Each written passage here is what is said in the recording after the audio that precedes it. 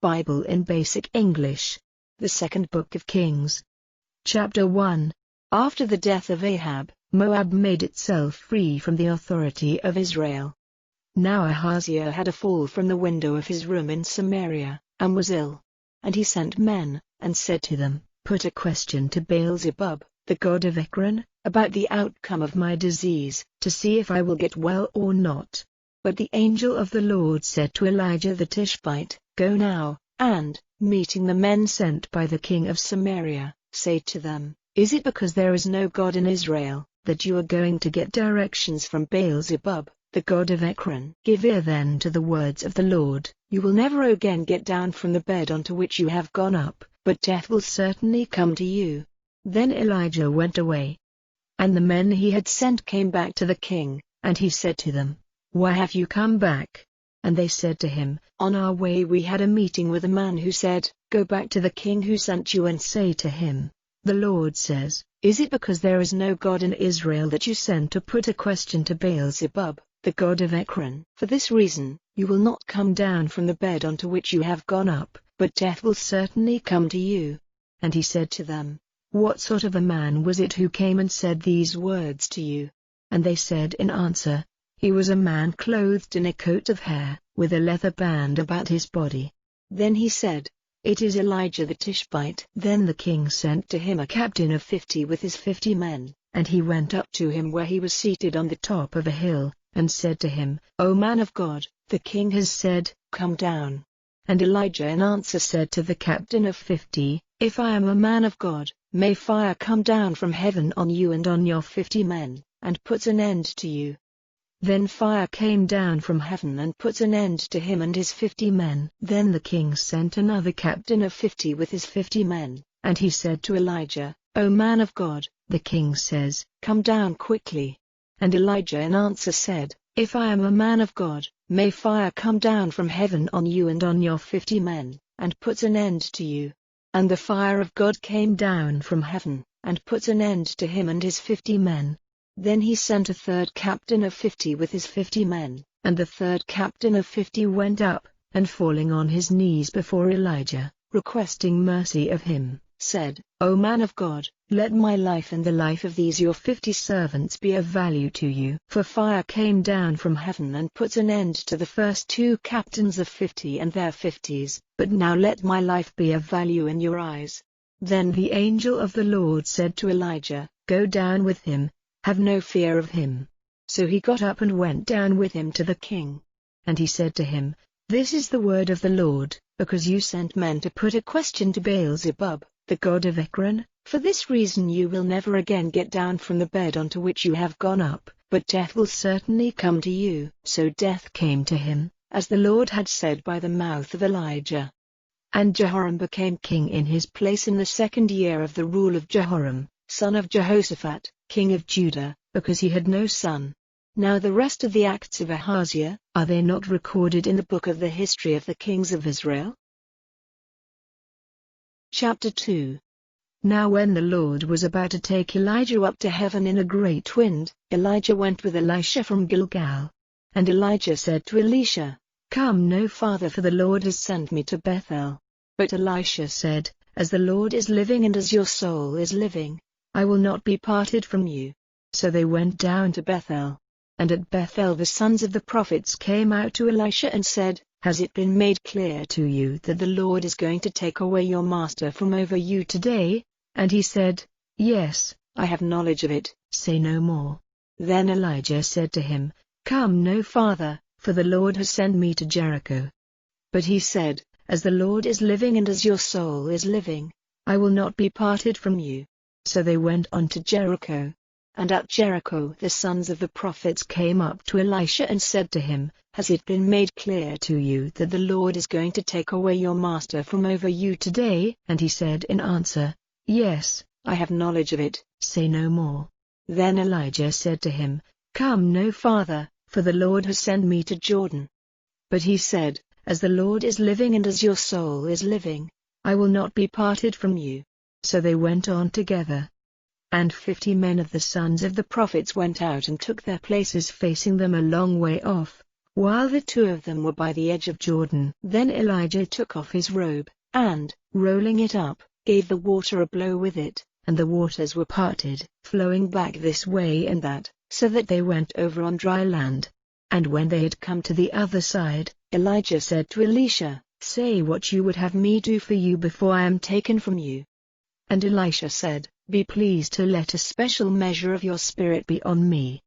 And he said, "You have made a hard request. Still, if you see me when I am taken from you, you will get your desire, but if not, it will not be so." And while they went on their way, going on talking together, suddenly there were carriages and horses of fire separating them from one another, and Elijah went up to heaven in a great wind.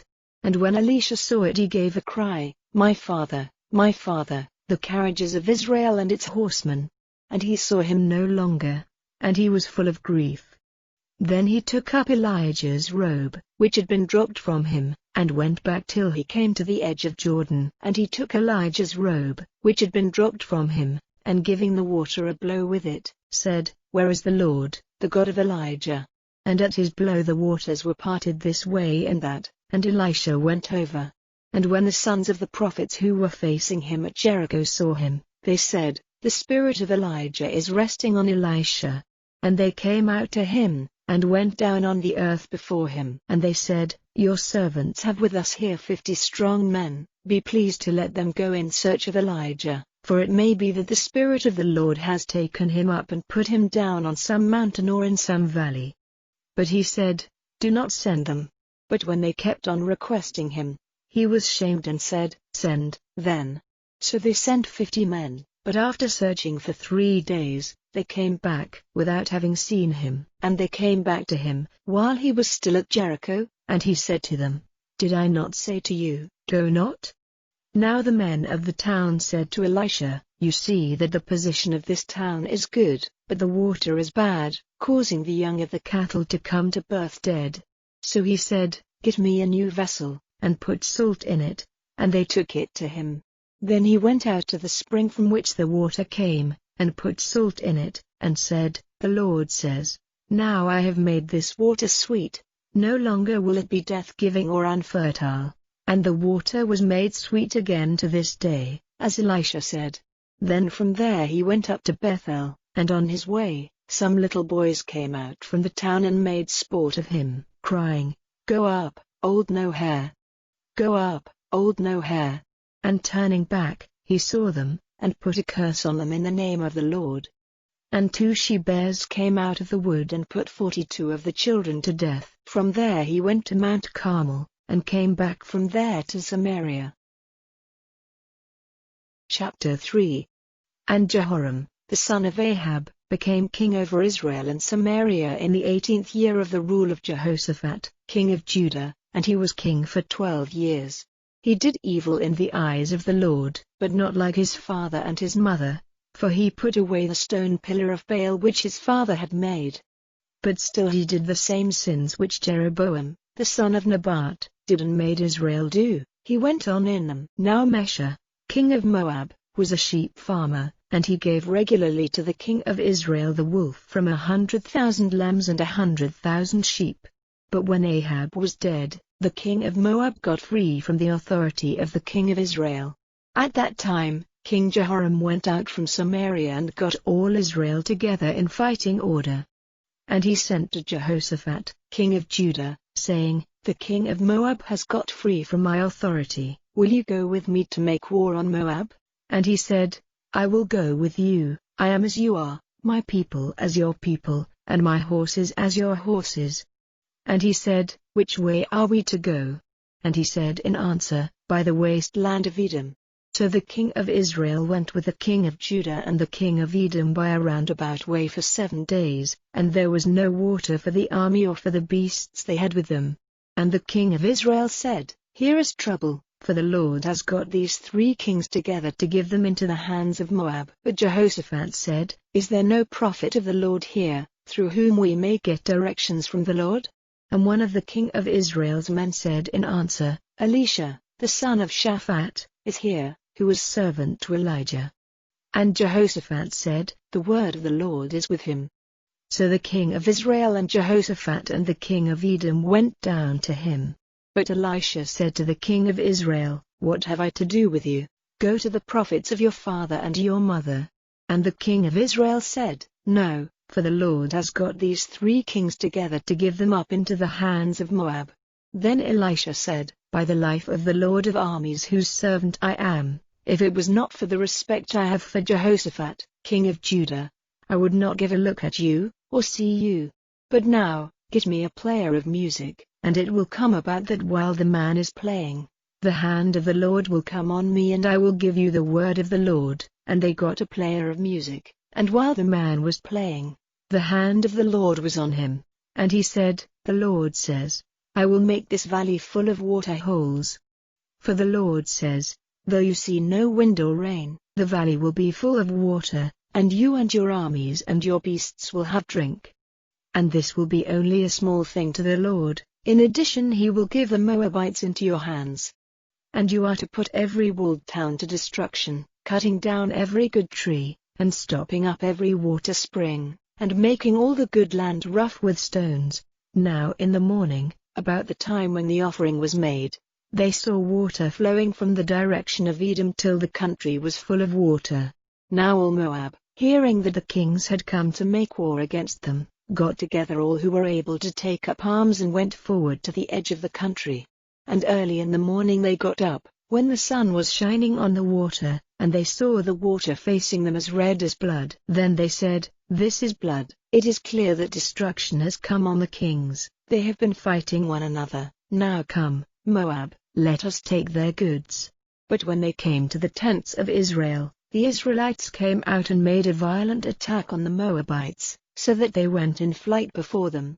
And they went forward still attacking them, pulling down the towns, covering every good field with stones, stopping up all the water springs, and cutting down all the good trees. They went on driving Moab before them till only in Kirhezeth were there any Moabites, and the fighting men went round the town raining stones on it.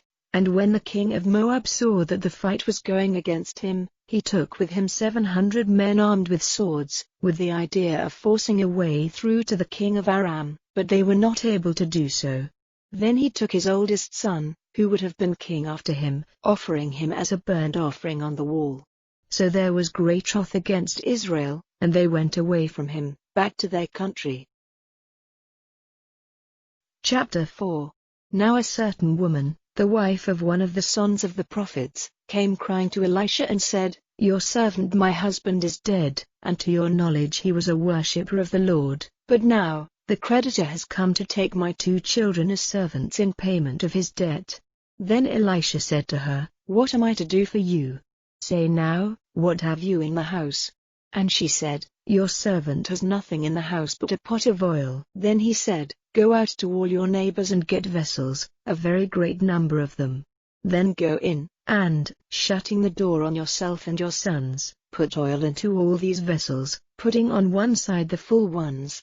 So she went away, and when the door was shut on her and her sons, they took the vessels to her and she put oil into them. And when all the vessels were full, she said to her son, "Get me another vessel." And he said, "There are no more." And the flow of oil was stopped. So she came to the man of God and gave him word of what she had done. And he said, "Go and get money for the oil and make payment of your debt, and let the rest be for the needs of yourself and your sons." Now there came a day when Elisha went to Shunem, and there was a woman of high position living there, who made him come in and have a meal with her.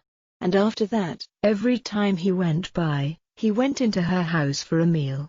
And she said to her husband, "Now I see that this is a holy man of God, who comes by day after day.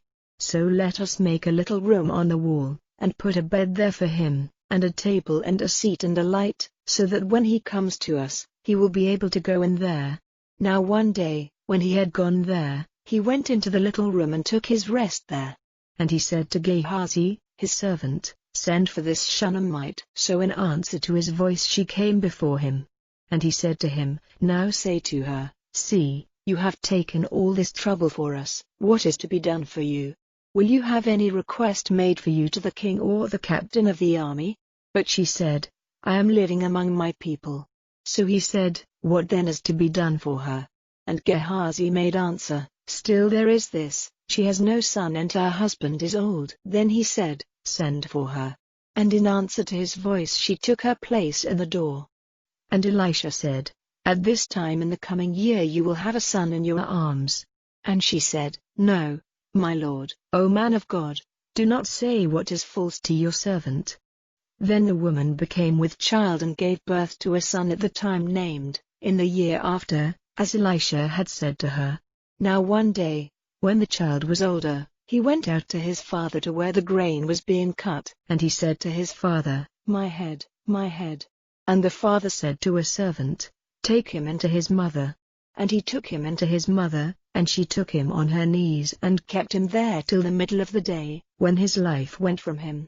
Then she went up and put him on the bed of the man of God, shutting the door on him, and went out. And she said to her husband, Send me one of the servants and one of the asses so that I may go quickly to the man of God and come back again. And he said, Why are you going to him today? It is not a new moon or a Sabbath. But she said, It is well.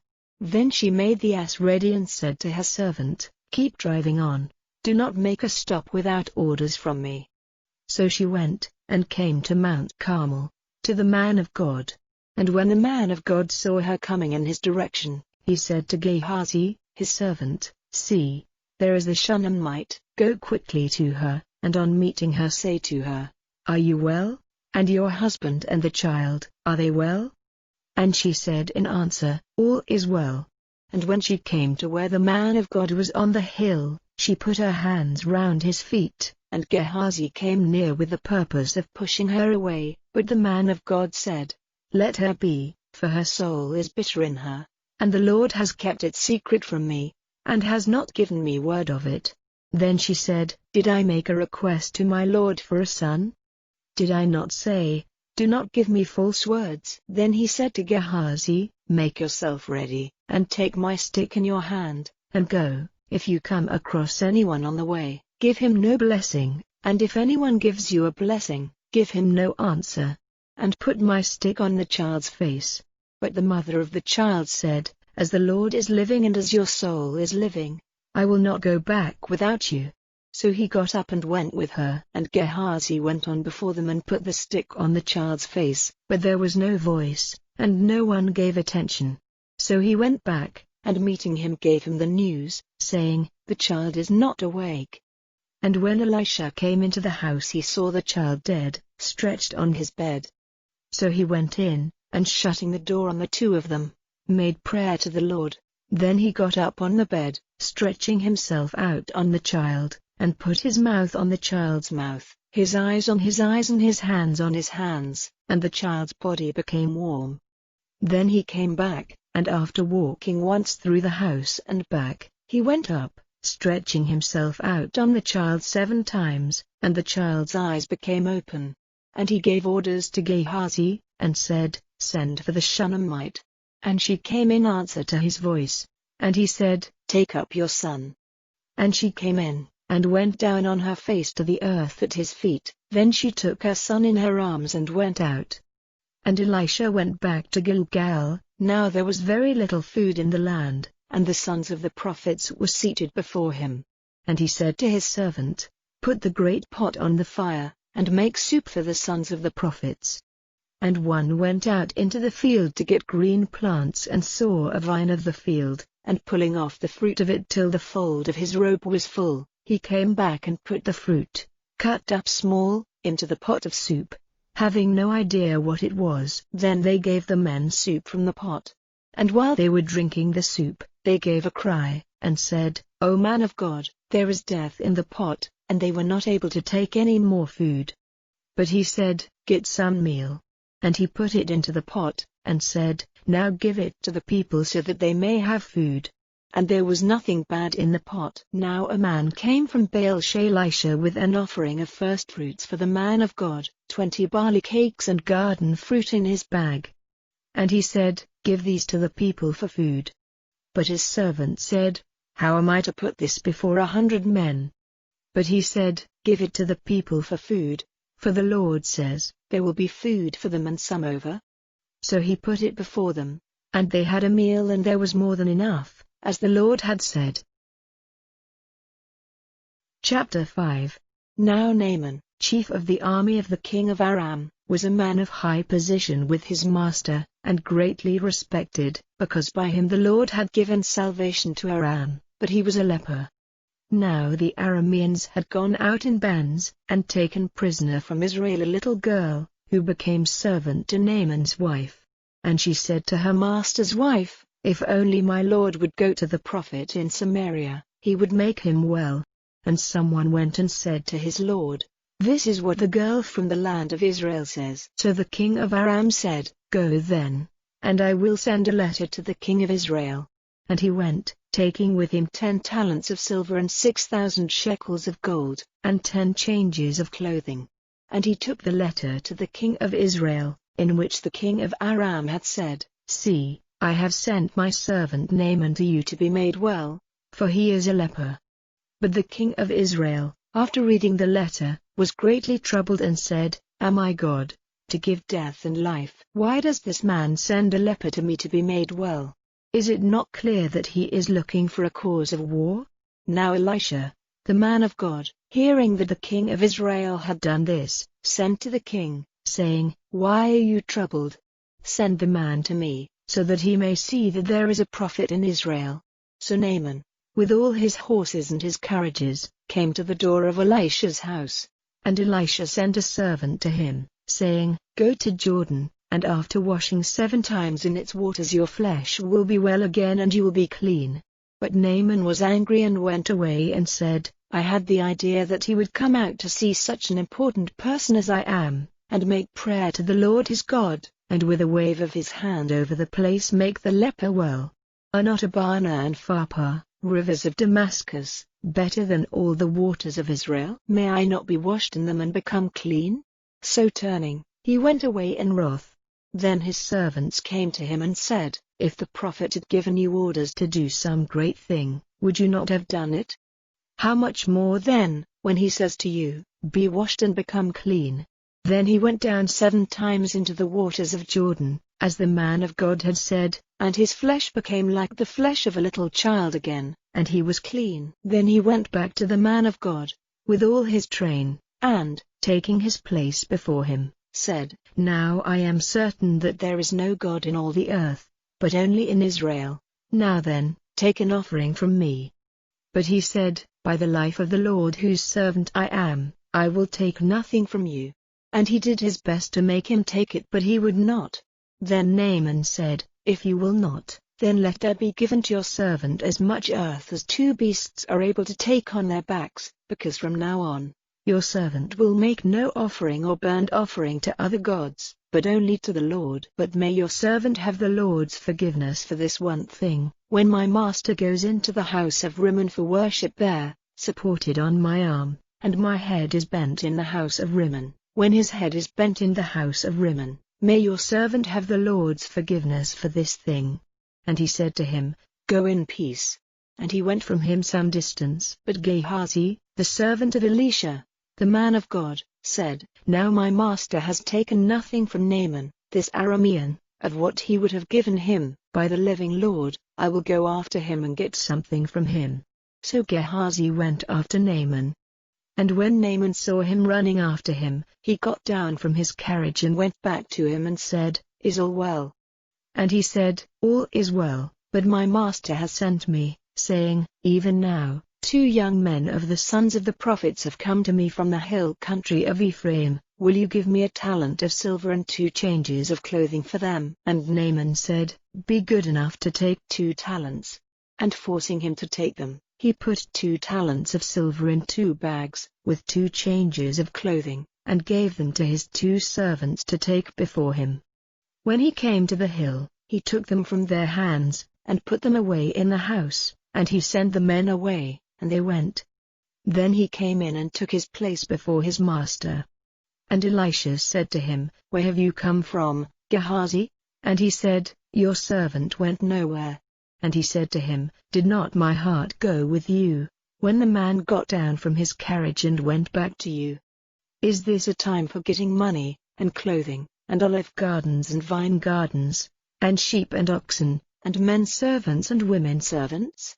Because of what you have done, the disease of Naaman the leper will take you in its grip, and your seed after you, forever."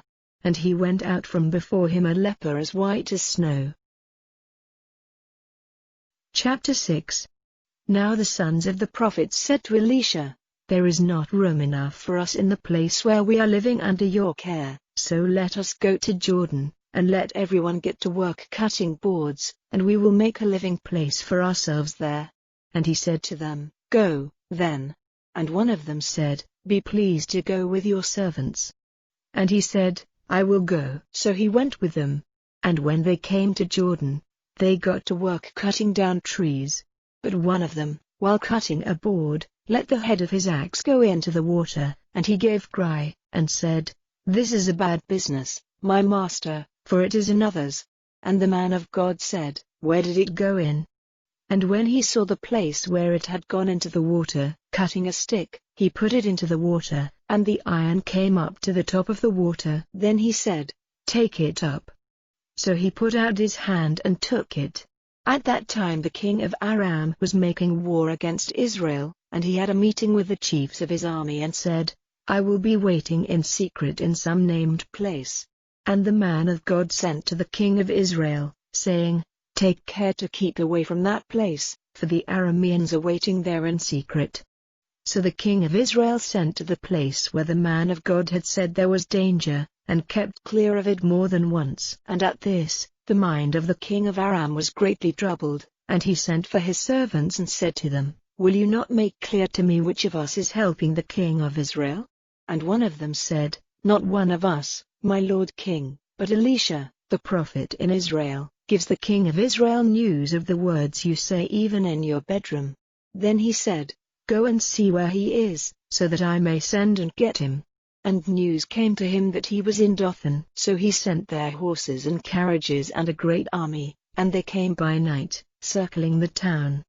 Now the servant of the man of God, having got up early and gone out, saw an army with horses and carriages of war all round the town.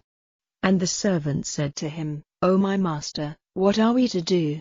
And he said in answer, "Have no fear, those who are with us are more than those who are with them." Then Elisha made a prayer to the Lord, saying, "Lord, let his eyes be open so that he may see." And the Lord made the young man's eyes open, and he saw that all the mountain was full of horses and carriages of fire round Elisha. Now when the Arameans came down to Elisha, he made a prayer to the Lord saying, "Lord, make this people blind." And he made them blind at Elisha's request. And Elisha said to them, "This is not the way, and this is not the town. Come after me so that I may take you to the man you are searching for." And he took them to Samaria. And when they had come into Samaria, Elisha said, "Lord, let the eyes of these men be open so that they may see." And the Lord made their eyes open, and they saw that they were in the middle of Samaria. And the king of Israel, when he saw them, said to Elisha, "My father, am I to put them to the sword?" But he said in answer, "You are not to put them to death. Have you any right to put to death those whom you have not taken prisoner with your sword and your bow? Put bread and water before them, so that they may have food and drink and go to their master." So he made ready a great feast for them, and when they had had food and drink, he sent them away and they went back to their master. And no more bands of Arameans came into the land of Israel. Now after this, Ben-Hadad, king of Aram, got together all his army and went up to make an attack on Samaria, shutting the town in on all sides with his forces. And they became very short of food in Samaria, for they kept it shut in till the price of an ass's head was 80 shekels of silver, and a small measure of dove's droppings was 5 shekels of silver.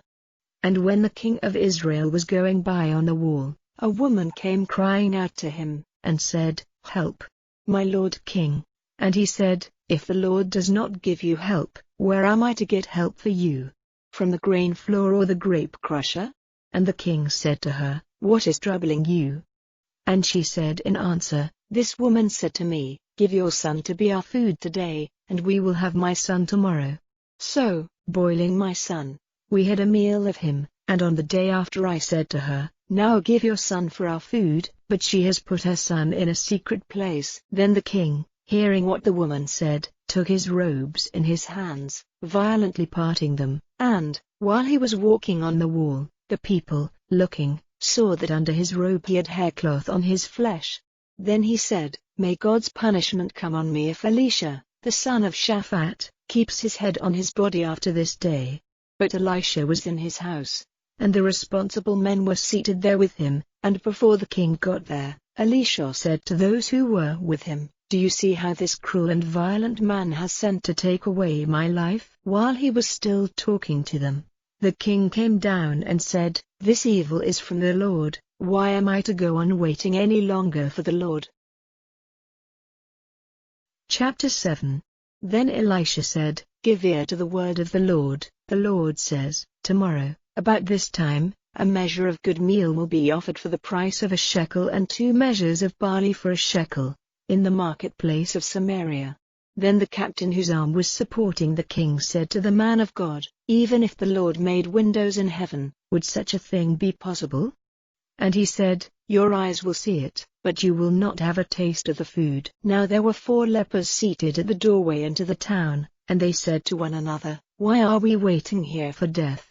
If we say, 'We will go into the town,' there is no food in the town, and we will come to our end there. And if we go on waiting here, death will come to us. Come then, let us give ourselves up to the army of Aram. If they let us go on living, then life will be ours, and if they put us to death, then death will be ours." So in the half-light they got up to go to the tents of Aram, but when they came to the outer line of tents, there was no one there. For the Lord had made the sound of carriages and horses, and the noise of a great army, come to the ears of the Arameans, so that they said to one another, "Truly, the king of Israel has got the kings of the Hittites and of the Egyptians for a price to make an attack on us." So they got up and went in flight, in the half-light, without their tents or their horses or their asses or any of their goods. They went in flight, fearing for their lives. And when those lepers came to the outer line of tents, they went into one tent, and had food and drink, and took from it silver and gold and clothing, which they put in a secret place. Then they came back and went into another tent from which they took more goods, which they put away in a secret place. Then they said to one another, "We are not doing right. Today is a day of good news, and we say nothing. If we go on waiting here till the morning, punishment will come to us. So let us go and give the news to those of the king's house." So they came in, and, crying out to the doorkeepers of the town, they gave them the news, saying, "We came to the tents of the Arameans, and there was no one there and no voice of man, only the horses and the asses in their places, and the tents as they were." Then the doorkeepers, crying out, gave the news to those inside the king's house. Then the king got up in the night and said to his servants, "This is my idea of what the Arameans have done to us. They have knowledge that we are without food, and so they have gone out of their tents, and are waiting secretly in the open country, saying, 'When they come out of the town, we will take them living and get into the town.'" And one of his servants said in answer, "Send men and let them take 5 of the horses which we still have in the town. If they keep their lives they will be the same as those of Israel who are still living here. If they come to their death they will be the same as all those of Israel who have gone to destruction. Let us send and see." So they took 2 horsemen, and the king sent them after the army of the Arameans, saying, "Go and see." And they went after them as far as Jordan, and all the road was covered with clothing and vessels dropped by the Arameans in their flight. So those who were sent went back and gave the news to the king. Then the people went out and took the goods from the tents of the Arameans. So a measure of good meal was to be had for the price of a shekel, and 2 measures of barley for a shekel, as the Lord had said. And the king gave authority to that captain, on whose arm he was supported, to have control over the doorway into the town, but he was crushed to death there under the feet of the people, as the man of God had said when the king went down to him. So the words of the man of God came true, which he said to the king, 2 measures of barley will be offered for the price of a shekel and a measure of good meal for a shekel, tomorrow about this time in the marketplace of Samaria. And that captain said to the man of God, "Even if the Lord made windows in heaven, would such a thing be possible?" And he said to him, Your eyes will see it, but you will not have a taste of the food. And such was his fate, for he was crushed to death under the feet of the people, in the doorway into the town. Chapter 8. Now Elisha had said to the woman whose son he had given back to life, Go now, with all the people of your house, and get a living place for yourselves wherever you are able, for by the word of the Lord, there will be great need of food in the land, and this will go on for 7 years. So the woman got up and did as the man of God said, and she and the people of her house were living in the land of the Philistines for 7 years. And when the 7 years were ended, the woman came back from the land of the Philistines and went to the king with a request for her house and her land. Now the king was talking with Gehazi, the servant of the man of God, saying, Now, give me an account of all the great things Elisha has done. And while he was giving the king the story of how Elisha had given life to the dead, the woman whose son had come back to life came to the king with a request for her house and her land. And Gehazi said, My lord king, this is the woman and this is her son, whose life Elisha gave back to him. And in answer to the king's questions, the woman gave him all the story. So the king gave orders to one of his unsexed servants, saying, Give her back all her property, and all the produce of her fields from the day when she went away from the land up till now. And Elisha came to Damascus, and Ben-Hadad, king of Aram, was ill, and they said to him, The man of God has come.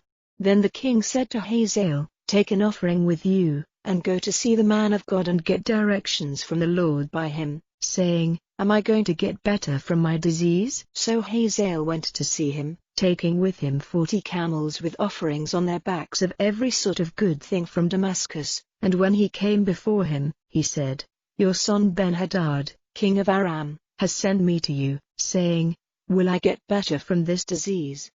And Elisha said to him, Go, say to him, You will certainly get better, but the Lord has made it clear to me that only death is before him. And he kept his eyes fixed on him till he was shamed, and the man of God was overcome with weeping. And Hazael said, Why is my lord weeping? Then he said in answer, Because I see the evil which you will do to the children of Israel, burning down their strong towns, putting their young men to death with the sword, smashing their little ones against the stones, and cutting open the women who are with child. And Hazael said, How is it possible that your servant, who is only a dog, will do this great thing?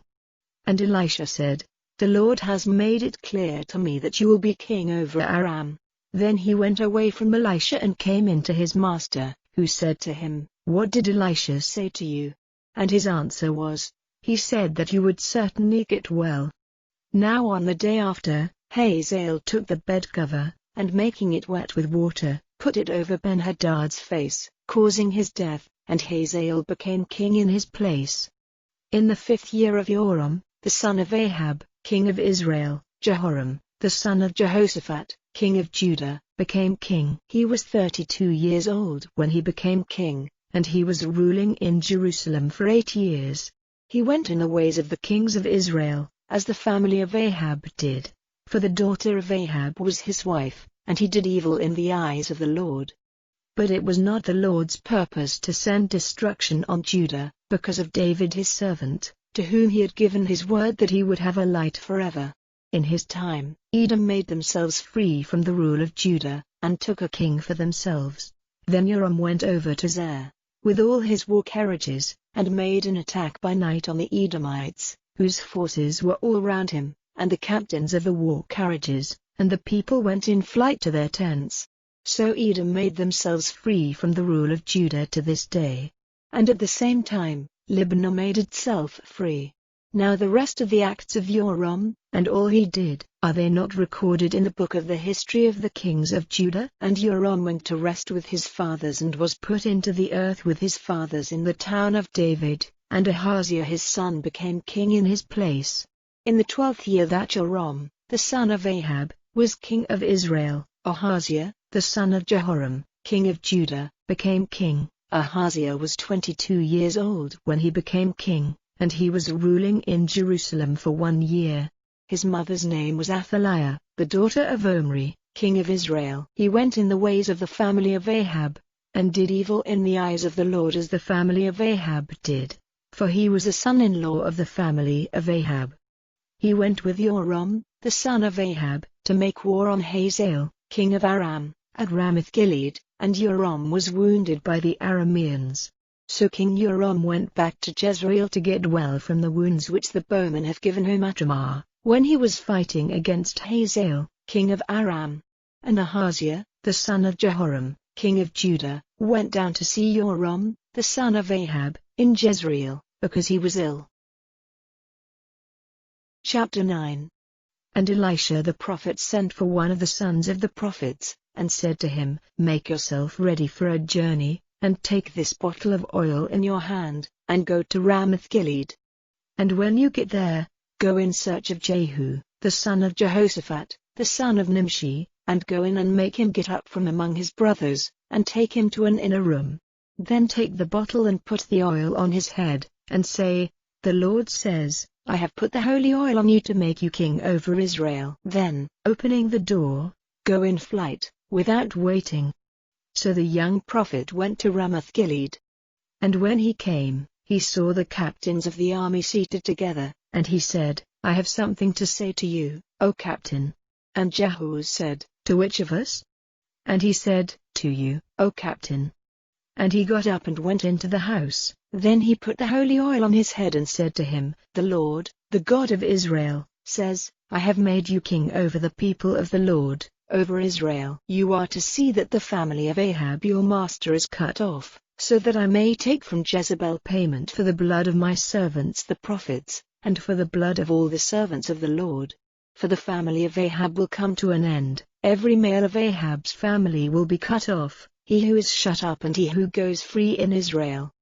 I will make the family of Ahab like that of Jeroboam, the son of Nebat, and Baasha, the son of Ahijah. And Jezebel will become food for the dogs in the heritage of Jezreel, and there will be no one to put her body into the earth. Then, opening the door, he went in flight. Then Jehu came out again to the servants of his lord, and one said to him, Is all well? Why did this man, who is off his head, come to you? And he said to them, You have knowledge of the man and of his talk. And they said, That is not true, now give us his story. Then he said, This is what he said to me, The Lord says, I have made you king over Israel. Then straightway everyone took his robe and put it under him on the top of the steps, and, sounding the horn, they said, Jehu is king. So Jehu, the son of Jehoshaphat, the son of Nimshi, made designs against Joram. Now Joram and all the army of Israel were keeping watch on Ramoth-Gilead because of Hazael, king of Aram, but King Joram had gone back to Jezreel to get well from the wounds which the Arameans had given him when he was fighting against Hazael, king of Aram. And Jehu said, If this is your purpose, then let no one get away and go out of the town to give news of it in Jezreel. So Jehu got into his carriage and went to Jezreel, for Joram was ill in bed there, and Ahaziah, king of Judah, had come down to see Joram. And the watchman on the tower in Jezreel saw Jehu and his band coming, and said, I see a band of people. And Joram said, Send out a horseman to them, and let him say, Is it peace? So a horseman went out to them and said, The king says, Is it peace? And Jehu said, What have you to do with peace? Come after me. And the watchman gave them word, saying, The horseman went up to them, but has not come back. Then he sent out a second horseman, who came up to them and said, The king says, Is it peace? And Jehu said in answer, What have you to do with peace? Come after me. And the watchman gave them word, saying, He went up to them and has not come back again, and the driving is like the driving of Jehu, son of Nimshi, for he is driving violently. Then Joram said, Make ready. So they made his carriage ready, and Joram, king of Israel, with Ahaziah, king of Judah, went out in their carriages for the purpose of meeting Jehu, and they came face to face with him at the field of Naboth the Jezreelite. Now when Joram saw Jehu he said, Is it peace, Jehu? And he said in answer, What peace is possible while all the land is full of the disgusting sins of your mother Jezebel, and her secret arts? Then Joram, turning his horses in flight, said to Ahaziah, Broken faith, O Ahaziah! Then Jehu took his bow in his hand, and with all his strength sent an arrow, wounding Joram between the arms, and the arrow came out at his heart, and he went down on his face in his carriage. Then Jehu said to Bidkar, his captain, "Take him up, and put him in the field of Naboth the Jezreelite, for is not that day in your memory when you and I together on our horses were going after Ahab, his father, and the Lord put this fate on him, saying, I saw the blood of Naboth and of his sons yesterday, and I will give you full payment in this field, says the Lord. So now, take him and put him in this field, as the Lord said." Now when Ahaziah, king of Judah, saw this, he went in flight by the way of the garden house. And Jehu came after him and said, "Put him to death in the same way," and they gave him a death wound in his carriage, on the slope up to Gur, by Ibleam, and he went in flight to Megiddo, where death came to him. And his servants took him in a carriage to Jerusalem, and put him into the earth with his fathers in the town of David. In the 11th year of the rule of Joram, the son of Ahab, Ahaziah became king over Judah, and when Jehu came to Jezreel, Jezebel had news of it, and, painting her eyes and dressing her hair with ornaments, she put her head out of the window. And when Jehu was coming into the town, she said, "Is all well, O Zimri, taker of your master's life?" Then, looking up to the window, he said, "Who is on my side, who?" And 2 or 3 unsexed servants put out their heads. And he said, "Take her and put her out of the window." So they sent her down with force, and her blood went in a shower on the wall and on the horses, and she was crushed under their feet. And he came in, and took food and drink. Then he said, "Now see to this cursed woman, and put her body into the earth, for she is a king's daughter." And they went out to put her body into the earth, but nothing of her was to be seen, only the bones of her head, and her feet, and parts of her hands. So they came back and gave him word of it. And he said, "This is what the Lord said by his servant Elijah the Tishbite, saying, In the heritage of Jezreel the flesh of Jezebel will become food for dogs, and the dead body of Jezebel will be like waste dropped on the face of the earth in the heritage of Jezreel, so that they will not be able to say, This is Jezebel." Chapter 10. Now there were in Samaria 70 of Ahab's sons. And Jehu sent letters to Samaria, to the rulers of the town, and to the responsible men, and to those who had the care of the sons of Ahab, saying, "Straightway, when you get this letter, seeing that your master's sons are with you, and that you have carriages and horses and a walled town and arms, take the best and most upright of your master's sons, and make him king in his father's place, and put up a fight for your master's family."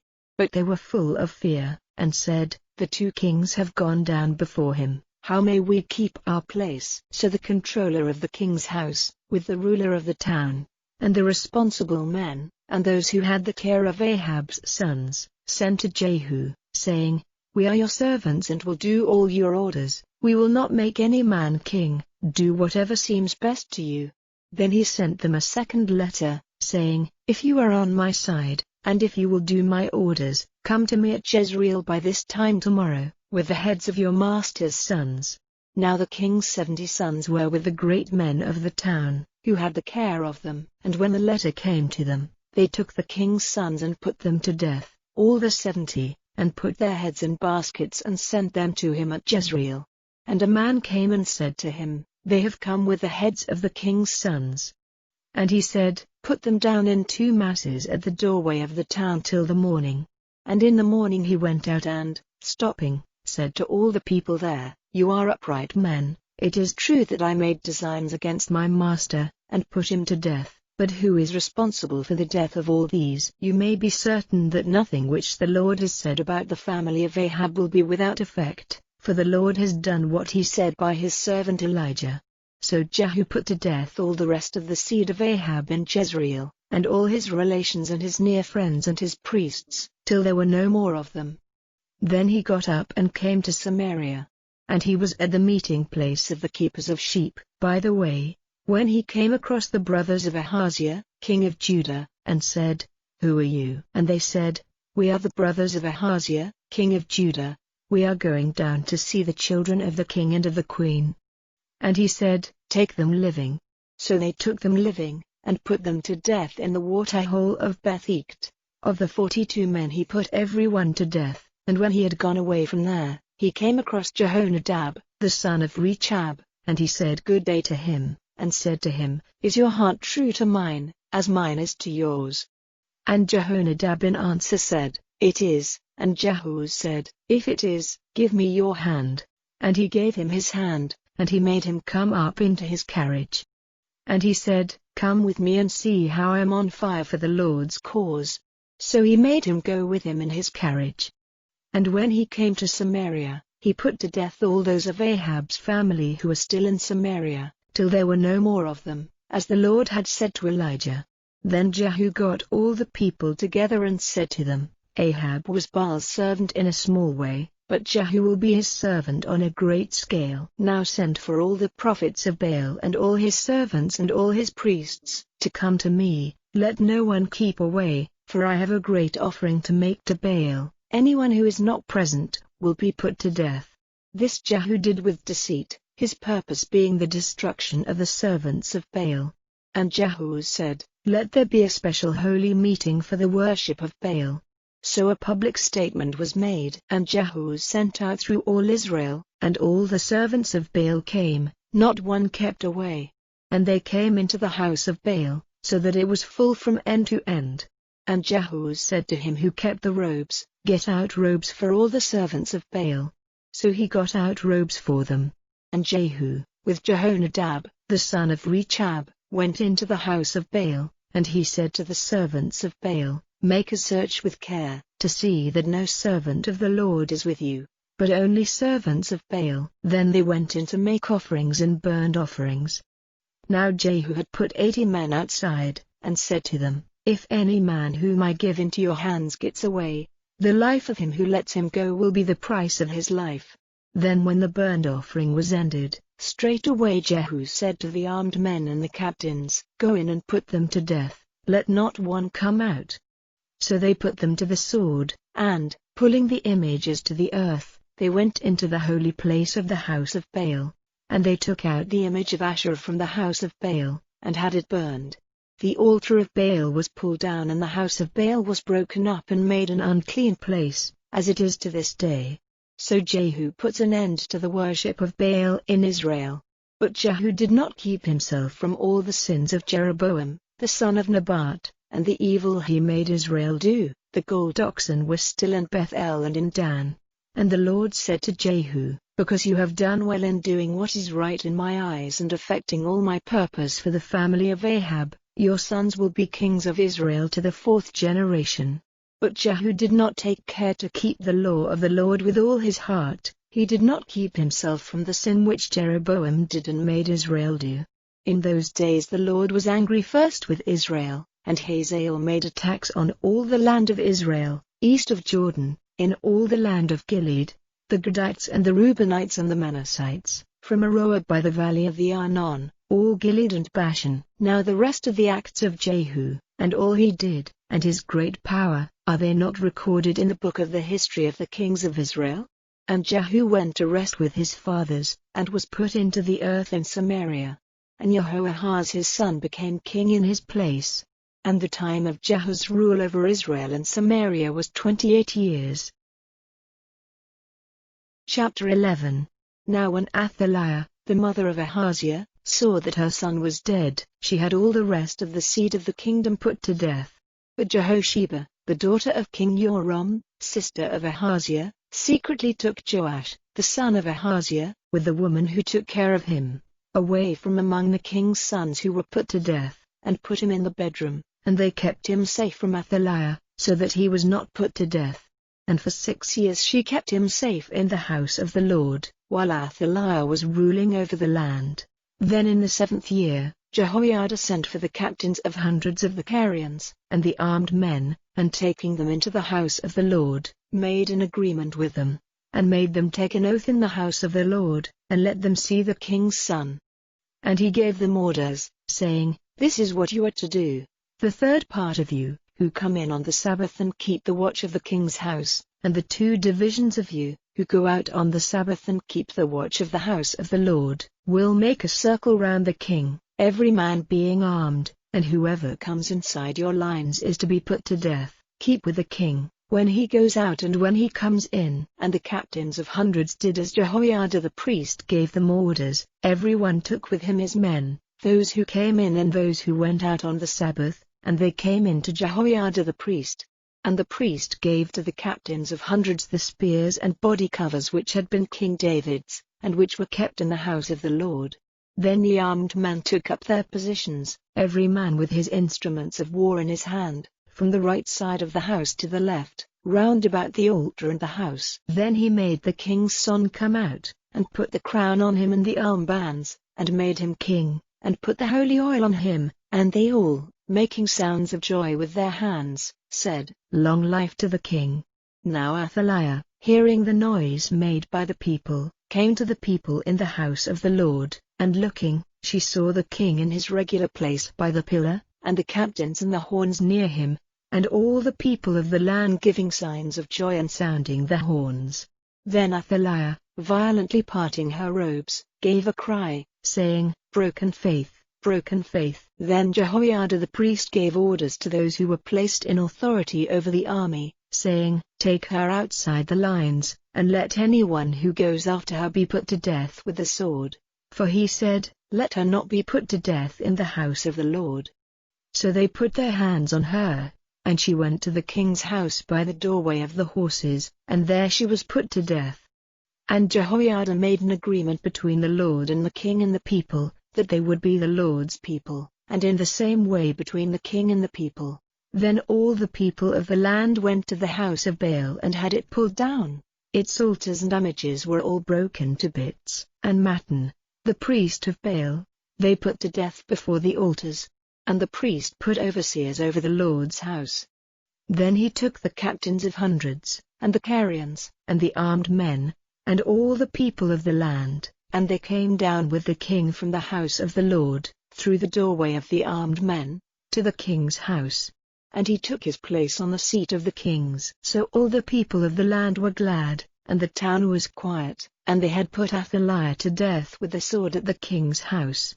And Jehoash was 7 years old when he became king. Chapter 12. In the 7th year of Jehu's rule, Jehoash became king, and he was ruling for 40 years in Jerusalem. His mother's name was Zibiah of Beersheba. Jehoash did what was right in the eyes of the Lord all his days, because he was guided by the teaching of Jehoiada the priest. But the high places were not taken away. The people went on making offerings and burning them in the high places. And Jehoash said to the priests, "All the money of the holy things, which comes into the house of the Lord, the amount fixed for every man's payment, and all the money given by any man freely from the impulse of his heart, let the priests take, every man from his friends and neighbors, to make good what is damaged in the house, wherever it is to be seen." But in the 23rd year of King Jehoash, the priests had not made good the damaged parts of the house. Then King Jehoash sent for Jehoiada the priest, and the other priests, and said to them, "Why have you not made good what is damaged in the house? Now take no more money from your neighbors, but give it for the building up of the house." So the priests made an agreement to take no more money from the people, and not to make good what was damaged in the house. But Jehoiada the priest took a chest, and making a hole in the cover of it, put it by the altar, on the right side when one comes into the house of the Lord, and the priests who kept the door put in it regularly all the money which was taken into the house of the Lord. And when they saw that there was much money in the chest, the king's scribe and the high priest came and put it in bags, noting the amount of all the money there was in the house of the Lord. And the money which was measured out they gave regularly to those who were responsible for overseeing the work, and these gave it in payment to the woodworkers and the builders who were working on the house of the Lord, and to the wall builders and the stone cutters, and to get wood and cut stone for building up the broken parts of the house of the Lord, and for everything needed to put the house in good order. But the money was not used for making silver cups or scissors or basins or wind instruments or any vessels of gold or silver for the house of the Lord, but it was all given to the workmen who were building up the house. And they did not get any statement of accounts from the man to whom the money was given for the workmen, for they made use of it with good faith. The money of the offerings for error and the sin offerings was not taken into the house of the Lord, it was the priests. Then Hazael, king of Aram, went up against Gath and took it, and his purpose was to go up to Jerusalem. Then Jehoash, king of Judah, took all the holy things which Jehoshaphat and Jehoram and Ahaziah his fathers, the kings of Judah, had given to the Lord, together with the things he himself had given, and all the gold in the temple store and in the king's house, and sent it to Hazael, king of Aram, and he went away from Jerusalem. Now the rest of the acts of Joash, and all he did, are they not recorded in the book of the history of the kings of Israel? And his servants made a secret design and put Joash to death at the house of Milo on the way down to Silla. And Josachar, the son of Shemeth, and Jehozabad, the son of Shomer, his servants, came to him and put him to death, and they put him into the earth with his fathers in the town of David, and Amaziah his son became king in his place. Chapter 13.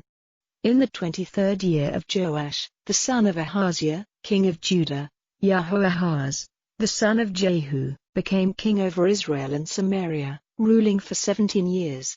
He did evil in the eyes of the Lord, copying the sins of Jeroboam, the son of Nebat, which he did and made Israel do. He did not keep himself from them. So the wrath of the Lord was burning against Israel, and he gave them up into the power of Hazael, king of Aram, and into the power of Ben-Hadad, the son of Hazael, again and again. Then Jehoahaz made prayer to the Lord, and the Lord gave ear to him, for he saw how cruelly Israel was crushed by the king of Aram. And the Lord gave Israel a saviour, so that they became free from the hands of the Arameans, and the children of Israel were living in their tents as in the past. But still they did not give up the sin of Jeroboam, which he made Israel do, but went on with it, and there was an image of Asherah in Samaria, for out of all his army, Jehoahaz had only 50 horsemen and 10 carriages and 10,000 footmen. The king of Aram had given them up to destruction, crushing them like dust. Now the rest of the acts of Jehoahaz, and all he did, and his great power, are they not recorded in the book of the history of the kings of Israel? And Jehoahaz went to rest with his fathers, and was put into the earth in Samaria, and Joash his son became king in his place. In the 37th year of the rule of Joash, king of Judah, Joash, the son of Jehoahaz, became king over Israel and Samaria, ruling for 16 years. He did evil in the eyes of the Lord, not turning away from the sin of Jeroboam, the son of Nebat, which he did and made Israel do, but he went on with it. Now the rest of the acts of Joash, and all he did, and the force with which he went to war against Amaziah, king of Judah, are they not recorded in the book of the history of the kings of Israel? And Joash went to rest with his fathers, and Jeroboam took his place as king, and Joash was put into the earth in Samaria with the kings of Israel. Now Elisha became ill with the disease which was the cause of his death, and Joash, king of Israel, came down to him, and weeping over him said, my father, the war carriages of Israel and its horsemen. Then Elisha said to him, take bow and arrows, and he took bow and arrows. And he said to the king of Israel, put your hand on the bow, and he put his hand on it, and Elisha put his hands on the king's hands. Then he said, let the window be open to the east, and he got it open. Then Elisha said, let the arrow go, and he let it go. And he said, the Lord's arrow of salvation over Aram, for you will overcome the Arameans in Aphek and put an end to them. And he said, take the arrows, and he took them. And he said to the king of Israel, send them down into the earth, and he did so 3 times and no more. Then the man of God was angry with him and said, if you had done it 5 or 6 times, then you would have overcome Aram completely, but now you will only overcome them 3 times. And death came to Elisha, and they put his body into the earth.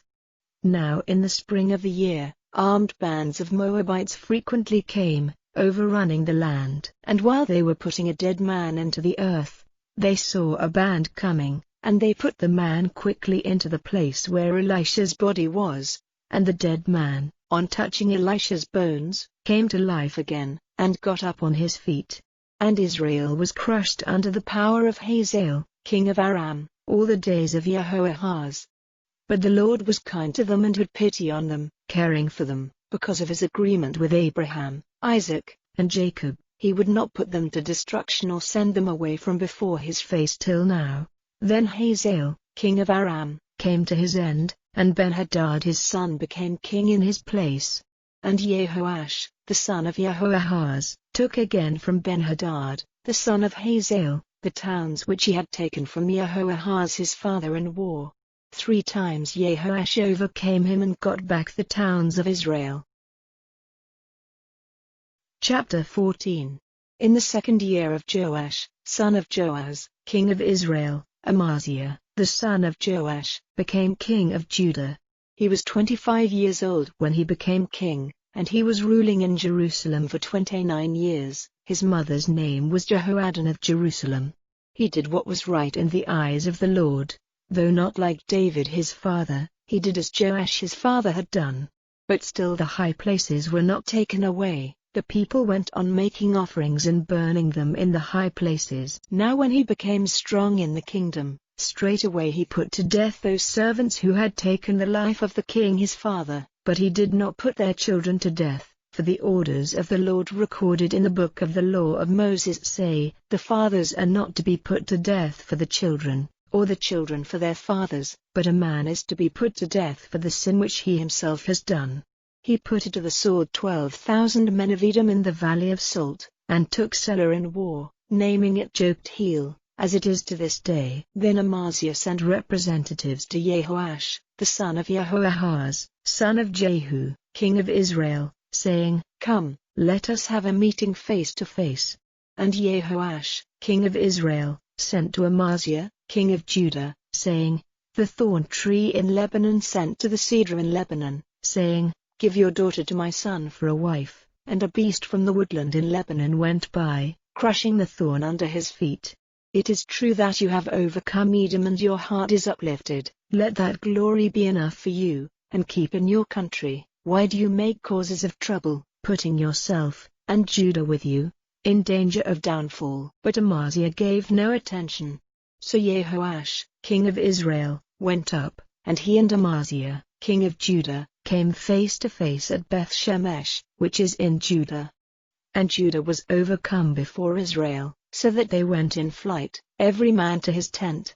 And Jehoash, king of Israel, made Amaziah, king of Judah, the son of Jehoash, son of Ahaziah, prisoner at Beth-Shemesh, and came to Jerusalem, and had the wall of Jerusalem pulled down from the doorway of Ephraim to the door in the angle, 400 cubits. And he took all the gold and silver and all the vessels which were in the house of the Lord and in the storehouse of the king, together with those whose lives would be the price of broken faith, and went back to Samaria. Now the rest of the acts of Jehoash, and his power, and how he went to war with Amaziah, king of Judah, are they not recorded in the book of the history of the kings of Israel? And Jehoash went to rest with his fathers, and was put into the earth in Samaria with the kings of Israel, and Jeroboam his son became king in his place. Amaziah, the son of Joash, king of Judah, went on living for 15 years after the death of Jehoash, son of Jehoahaz, king of Israel. And the rest of the acts of Amaziah, are they not recorded in the book of the history of the kings of Judah? Now they made a secret design against him in Jerusalem, and he went in flight to Lachish, but they sent after him to Lachish and put him to death there. And they took his body on horseback and put it into the earth with his fathers in Jerusalem, the town of David. Then all the people of Judah took Azariah, who was 16 years old, and made him king in place of his father Amaziah. He was the builder of Elath, which he got back for Judah after the death of the king. In the 15th year of the rule of Amaziah, son of Joash, king of Judah, Jeroboam, the son of Joash, king of Israel, became king in Samaria, ruling for 41 years. He did evil in the eyes of the Lord, not turning away from the sin which Jeroboam, the son of Nebat, did and made Israel do. He got back the old limits of Israel from the way into Hamath to the sea of the Arabah, as the Lord had said by his servant Jonah, the son of Amittai, the prophet of Gath-hepher. For the Lord saw how bitter was the trouble of Israel, and that everyone was cut off, he who was shut up and he who went free, and that Israel had no helper. And the Lord had not said that the name of Israel was to be taken away from the earth, but he gave them a Saviour in Jeroboam, the son of Joash. Now the rest of the acts of Jeroboam, and all he did, and his power, and how he went to war with Damascus, causing the wrath of the Lord to be turned away from Israel, are they not recorded in the book of the history of the kings of Israel? And Jeroboam went to rest with his fathers, and was put into the earth with the kings of Israel, and Zechariah his son became king in his place. Chapter 15. In the 27th year of the rule of Jeroboam, king of Israel, Azariah, son of Amaziah, became king of Judah. He was 16 years old when he became king, and he was ruling in Jerusalem for 52 years. His mother's name was Jechaliah of Jerusalem. And he did what was right in the eyes of the Lord, as his father Amaziah had done. But he did not take away the high places, and the people still went on making offerings and burning them in the high places. And the Lord sent disease on the king, and he became a leper. Unto the day of his death he was living separately in his private house. And Jotham his son was over his house, judging the people of the land. Now the rest of the acts of Azariah, and all he did, are they not recorded in the book of the history of the kings of Judah? And Azariah went to rest with his fathers and was put into the earth with his fathers in the town of David, and Jotham his son became king in his place. In the 38th year of Azaliah, king of Judah, Zechariah, son of Jeroboam, was king over Israel for 6 months. And he did evil in the eyes of the Lord, as his father had done, not turning away from the sin which Jeroboam, the son of Nebat, did and made Israel do. And Shallum, the son of Jabesh, made a secret design against him, and, attacking him in Ibleam, put him to death and became king in his place. Now the rest of the acts of Zechariah are recorded in the book of the history of the kings of Israel. This was what the Lord had said to Jehu, your sons to the 4th generation will be kings of Israel. And so it came about. Shallum, the son of Jabesh, became king in the 39th year of Uzziah, king of Judah, and he was ruling in Samaria for the space of 1 month. Then Menahem, the son of Gadi, went up from Tirzah and came to Samaria, and attacking Shallum, son of Jabesh, in Samaria, put him to death and made himself king in his place. Now the rest of the acts of Shallum, and the secret design which he made, are recorded in the book of the history of the kings of Israel.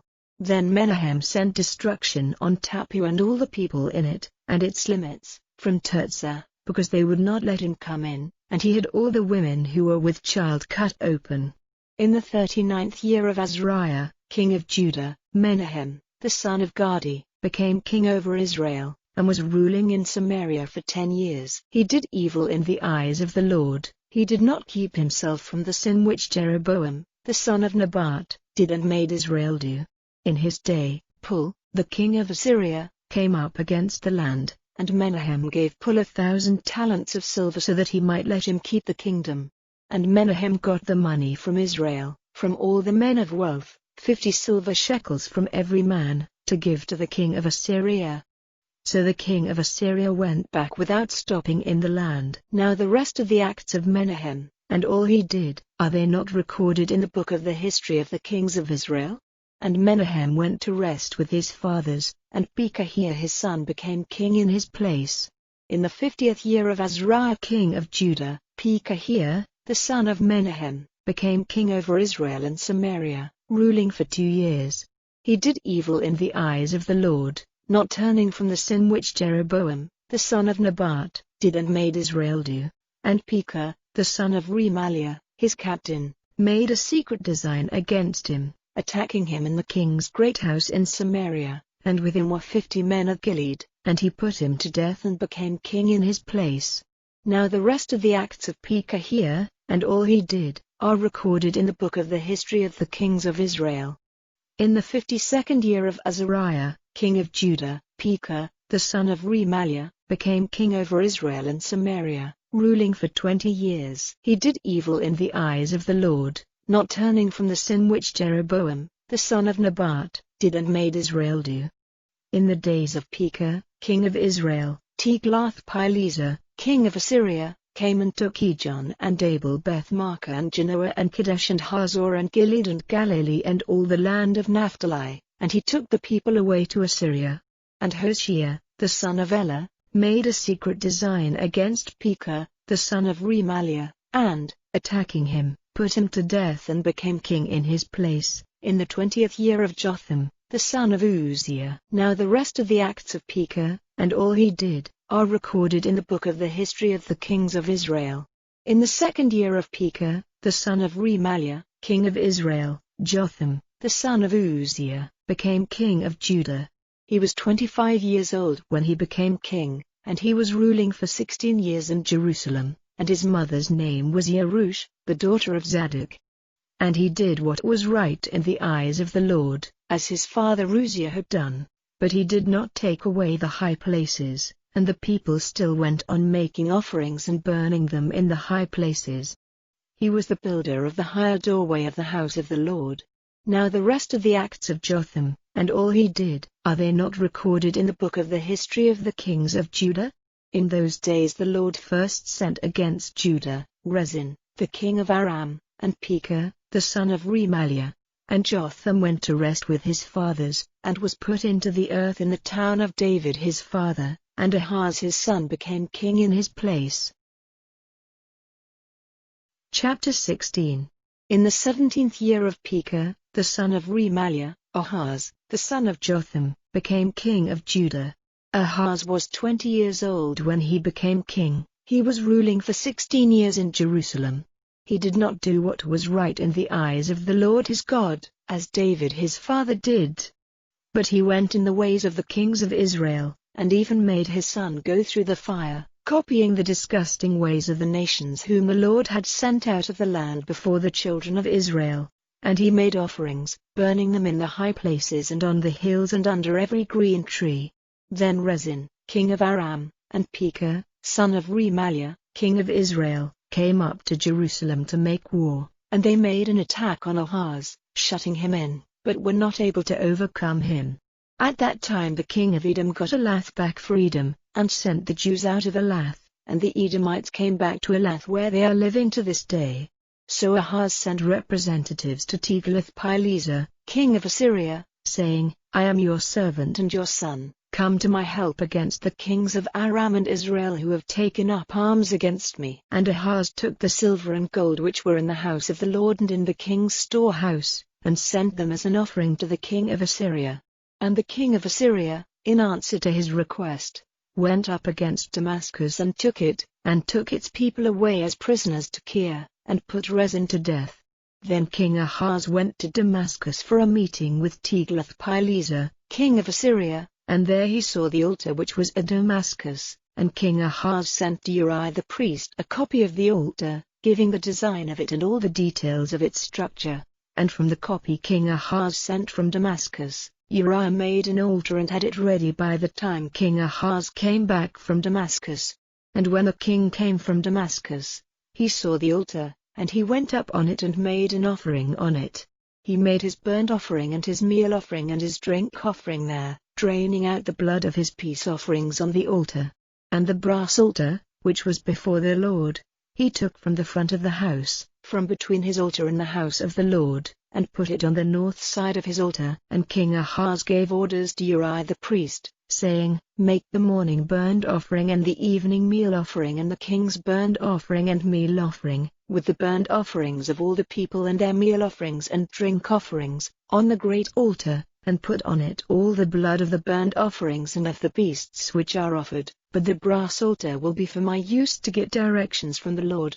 So Uriah the priest did everything as the king said, and King Ahaz took off the sides of the wheeled bases, and took down the great water vessel from off the brass oxen which were under it, and put it on a floor of stone, the house of the Lord, because of the king of Assyria. Now the rest of the things which Ahaz did, are they not recorded in the book of the history of the kings of Judah? And Ahaz went to rest with his fathers, and was put into the earth with his fathers in the town of David, and Hezekiah his son became king in his place. Chapter 17. In the 12th year of Ahaz, king of Judah, Hoshea, the son of Elah, became king over Israel and Samaria, ruling for 9 years. He did evil in the eyes of the Lord, though not like the kings of Israel before him. Against him came up Shalmaneser, king of Assyria, and Hoshea became his servant and sent him offerings. But Hoshea's broken faith became clear to the king of Assyria because he had sent representatives to So, king of Egypt, and did not send his offering to the king of Assyria, as he had done year by year. So the king of Assyria had him shut up in prison and put in chains. Then the king of Assyria went through all the land and came up to Samaria, shutting it in with his forces for 3 years. In the 9th year of Hoshea, the king of Assyria took Samaria, and took Israel away to Assyria, placing them in Halan in Habor on the river Gozan, and in the towns of the Medes. And the wrath of the Lord came on Israel because they had done evil against the Lord their God, who took them out of the land of Egypt from under the yoke of Pharaoh, king of Egypt, and had become worshippers of other gods, living by the rules of the nations whom the Lord had sent out from before the children of Israel. And the children of Israel did secretly against the Lord their God things which were not right, building high places for themselves in all their towns, from the tower of the watchman to the walled town. They put up pillars of stone and wood on every high hill and under every green tree, burning their offerings in all the high places, as those nations did whom the Lord sent away from before them. They did evil things, moving the Lord to wrath. And they made themselves servants of disgusting things, though the Lord had said, "You are not to do this." And he gave witness to Israel and Judah, by every prophet and seer, saying, "Come back from your evil ways, and do my orders and keep my rules, and be guided by the law which I gave to your fathers and sent to you by my servants the prophets." And they did not give ear, but became stiff-necked, like their fathers who had no faith in the Lord their God. And they went against his rules, and the agreement which he made with their fathers, and his laws which he gave them. They gave themselves up to things without sense or value, and became foolish like the nations round them, of whom the Lord had said, "Do not as they do," and turning their backs on all the orders which the Lord had given them. They made for themselves images of metal, and the image of Asherah, worshipping all the stars of heaven and becoming servants to Baal.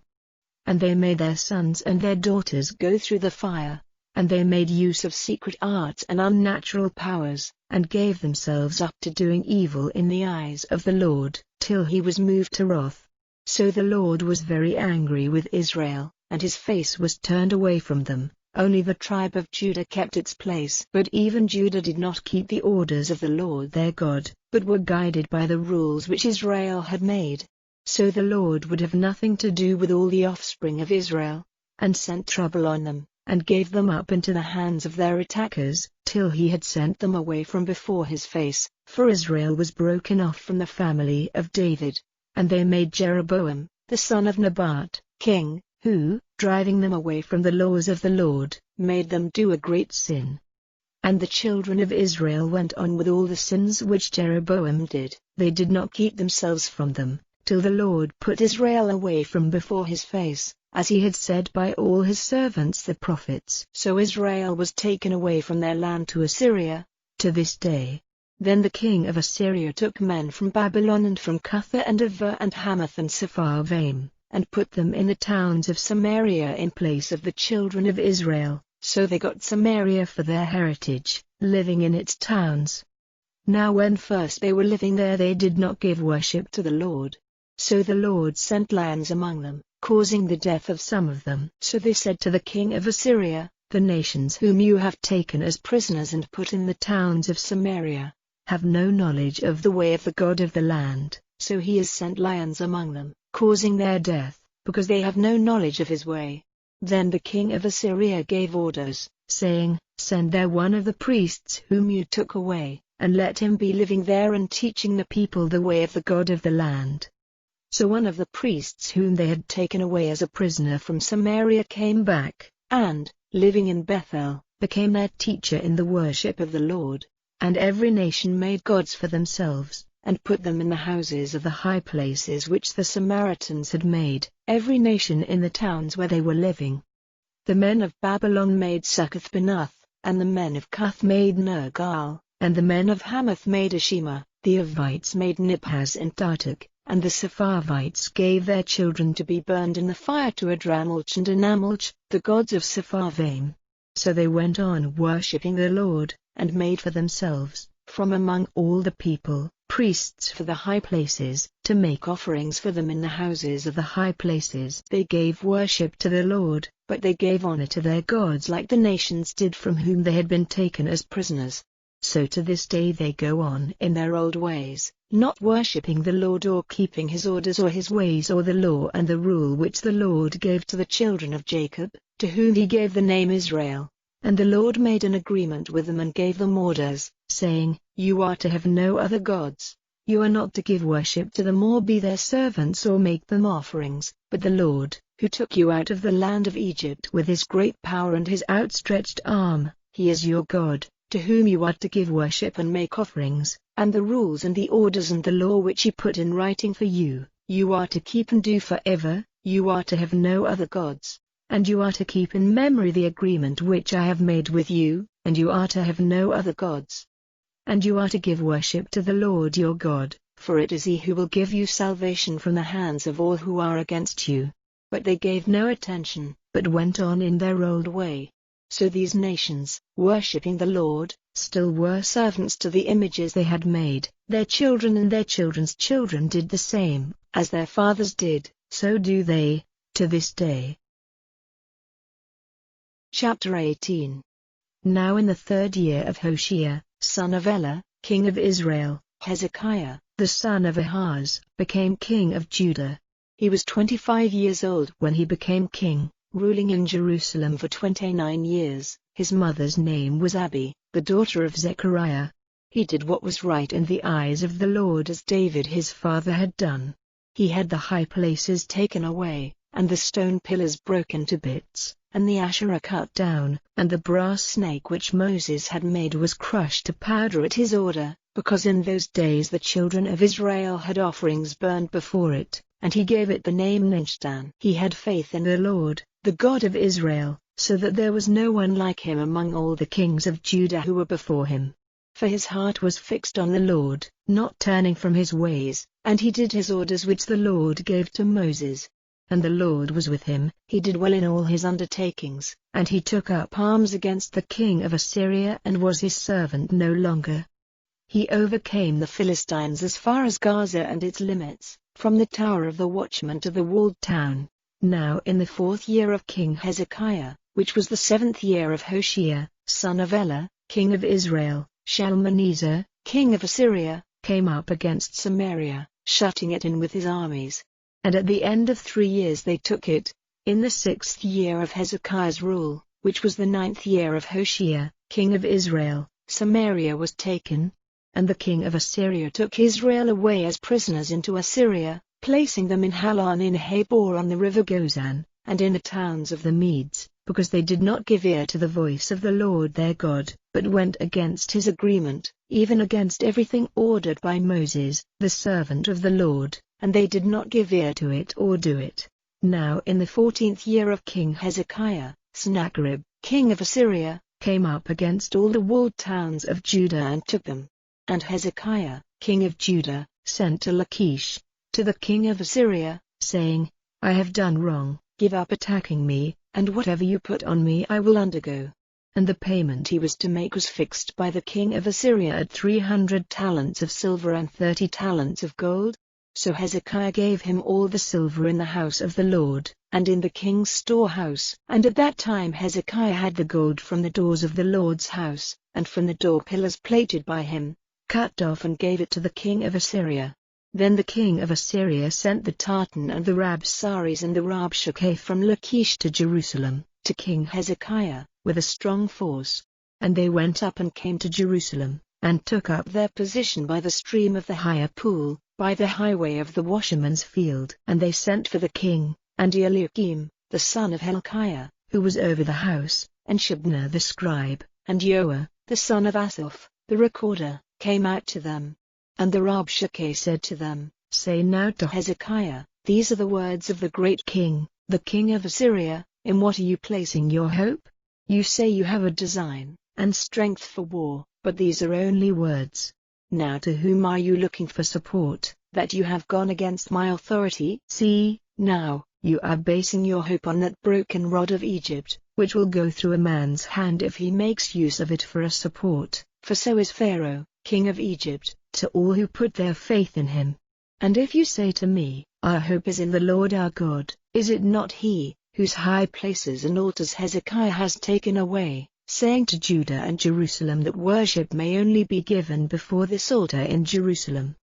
And now, take a chance with my master, the king of Assyria, and I will give you 2,000 horses, if you are able to put horsemen on them. How then may you put to shame the least of my master's servants? And you have put your hope in Egypt for war carriages and horsemen, and have I now come up to send destruction on this place without the Lord's authority? It was the Lord himself who said to me, go up against this land and make it waste. Then Eliakim, the son of Hilkiah, and Shebna and Joah said to the Rabshakeh, will you kindly make use of the Aramean language in talking to your servants, for we are used to it, and do not make use of the Jews' language in the hearing of the people on the wall. But the Rabshakeh said to them, is it to your master or to you that my master has sent me to say these words? Has he not sent me to the men seated on the wall? For they are the people who will be short of food with you when the town is shut in. Then the Rabshakeh got up and said with a loud voice in the Jews' language, give ear to the words of the great king, the king of Assyria. This is what the king says, do not be tricked by Hezekiah, for there is no salvation for you in him. And do not let Hezekiah make you put your faith in the Lord, saying, the Lord will certainly keep us safe, and this town will not be given into the hands of the king of Assyria. Do not give ear to Hezekiah, for this is what the king of Assyria says, make peace with me and come out to me, and everyone will be free to take the fruit of his vine and of his fig tree, and the water of his spring, till I come and take you away to a land like yours, a land of grain and wine, a land of bread and vine gardens, a land of oil-giving olives and of honey, so that life and not death may be your fate. Give no attention to Hezekiah when he says to you, the Lord will keep us safe. Has any one of the gods of the nations kept his land from falling into the hands of the king of Assyria? Where are the gods of Hamath and of Arpad? Where are the gods of Sepharvaim, of Hena and Ivah? Have they kept Samaria out of my hands? Who among all the gods of these countries have kept their country from falling into my hands, to give cause for the thought that the Lord will keep Jerusalem from falling into my hands? But the people kept quiet and gave him no answer, for the king's order was, give him no answer. Then Eliakim, the son of Hilkiah, who was over the house, and Shebna the scribe, and Joah, the son of Asaph, the recorder, came to Hezekiah, with their clothing parted as a sign of grief, and gave him an account of what the Rabshakeh had said. Chapter 19. And on hearing it, King Hezekiah took off his robe, and put on haircloth, and went into the house of the Lord. And he sent Eliakim, who was over the house, and Shebna the scribe, and the chief priests, dressed in haircloth, to Isaiah the prophet, the son of Amoz. And they said to him, Hezekiah says, this day is a day of trouble and punishment and shame, for the children are ready to come to birth, but there is no strength to give birth to them. It may be that the Lord your God will give ear to the words of the Rabshakeh, whom the king of Assyria, his master, sent to say evil things against the living God, and will make his words come to nothing. So then make your prayer for the rest of the people. So the servants of King Hezekiah came to Isaiah. And Isaiah said to them, this is what you are to say to your master. The Lord says, be not troubled by the words which the servants of the king of Assyria have said against me in your hearing. See, I will put a spirit into him, and bad news will come to his ears, and he will go back to his land, and there I will have him put to death by the sword. So the Rabshakeh went back, and when he got there the king of Assyria was making war against Libnah, for it had come to his ears that he had gone away from Lachish. And when news came to him that Tirhakah, king of Ethiopia, had made an attack on him, he sent representatives to Hezekiah again, saying, this is what you are to say to Hezekiah, king of Judah, let not your God, in whom is your faith, give you a false hope, saying, Jerusalem will not be given into the hands of the king of Assyria. No doubt the story has come to your ears of what the kings of Assyria have done to all lands, putting them to the curse, and will you be kept safe? Did the gods of the nations keep safe those on whom my fathers sent destruction, Gozan and Haran and Rezeph and the children of Eden who were in Telassar?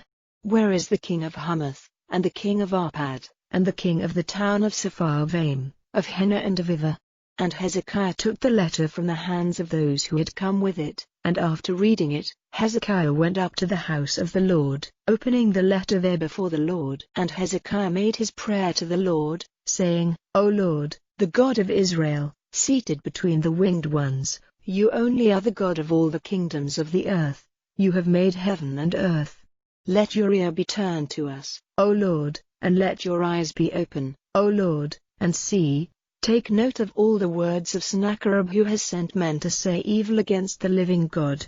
Truly, O Lord, the kings of Assyria have made waste the nations and their lands, and have given their gods to the fire, for they were no gods, but wood and stone, the work of men's hands.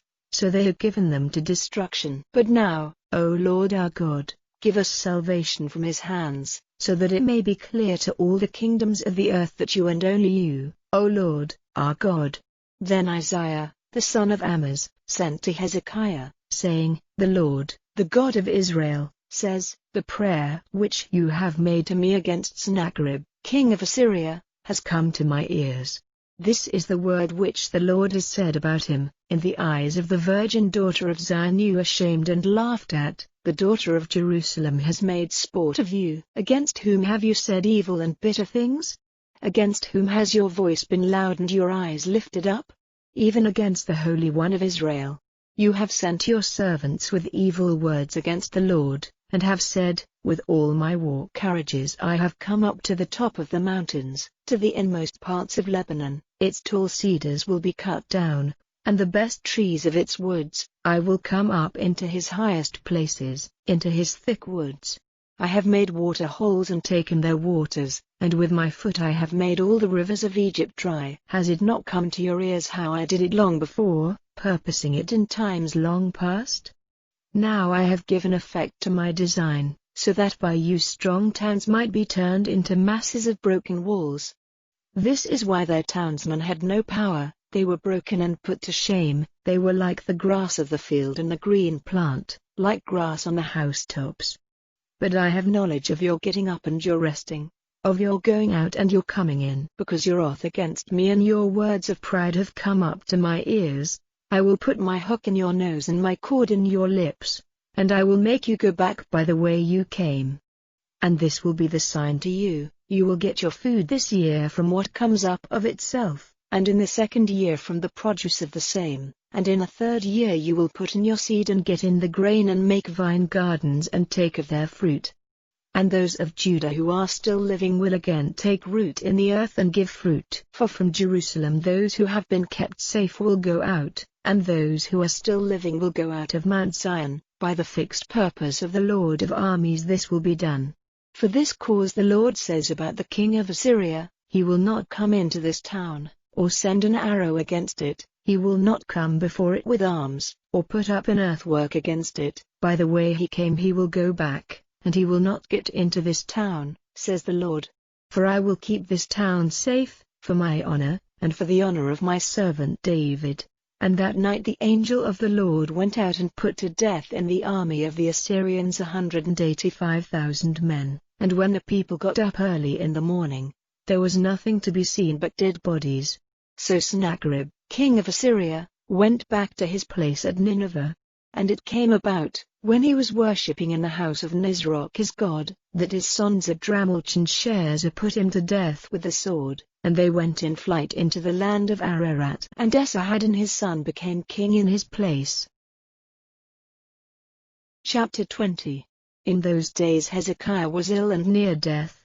And Isaiah the prophet, the son of Amoz, came to him, and said to him, The Lord says, Put your house in order, for your death is near. Then, turning his face to the wall, he made his prayer to the Lord, saying, O Lord, keep in mind how I have been true to you with all my heart, and have done what is good in your eyes. And Hezekiah gave way to bitter weeping. Now before Isaiah had gone out of the middle of the town, the word of the Lord came to him, saying, Go back and say to Hezekiah, the ruler of my people, The Lord, the God of David your father, says, Your prayer has come to my ears, and I have seen your weeping. See, I will make you well. On the third day you will go up to the house of the Lord. I will give you 15 more years of life, and I will keep you in this town safe from the hands of the king of Assyria. I will keep this town safe, for my honor, and for the honor of my servant David. Then Isaiah said, Take a cake of figs. So they took it and put it on his wound, and he got better. And Hezekiah said to Isaiah, What is to be the sign that the Lord will make me well, and that I will go up to the house of the Lord on the third day? And Isaiah said, This is the sign the Lord will give you, that he will do what he has said. Will the shade go forward 10 degrees or back? And Hezekiah said in answer, It is a simple thing for the shade to go forward, but let it go back 10 degrees. Then Isaiah the prophet made prayer to the Lord, and he made the shade go back 10 degrees from its position on the steps of Ahaz. At that time, Merodach-Baladan, the son of Baladan, king of Babylon, sent letters with an offering to Hezekiah, because he had news that Hezekiah had been ill. And Hezekiah was glad at their coming and let them see all his store of wealth, the silver and the gold and the spices and the oil of great price, and the house of his arms, and everything there was in his stores. There was nothing in all his house or his kingdom which Hezekiah did not let them see. Then Isaiah the prophet came to King Hezekiah and said to him, What did these men say and where did they come from? And Hezekiah said, They came from a far country, even from Babylon. And he said, What have they seen in your house? And Hezekiah said in answer, They saw everything in my house. There is nothing among my stores which I did not let them see. And Isaiah said to Hezekiah, Give ear to the word of the Lord. Truly, days are coming when everything in your house, and whatever your fathers have put in store till this day, will be taken away to Babylon. All will be gone, says the Lord. And your sons, the offspring of your body, they will take away to be unsexed servants in the house of the king of Babylon.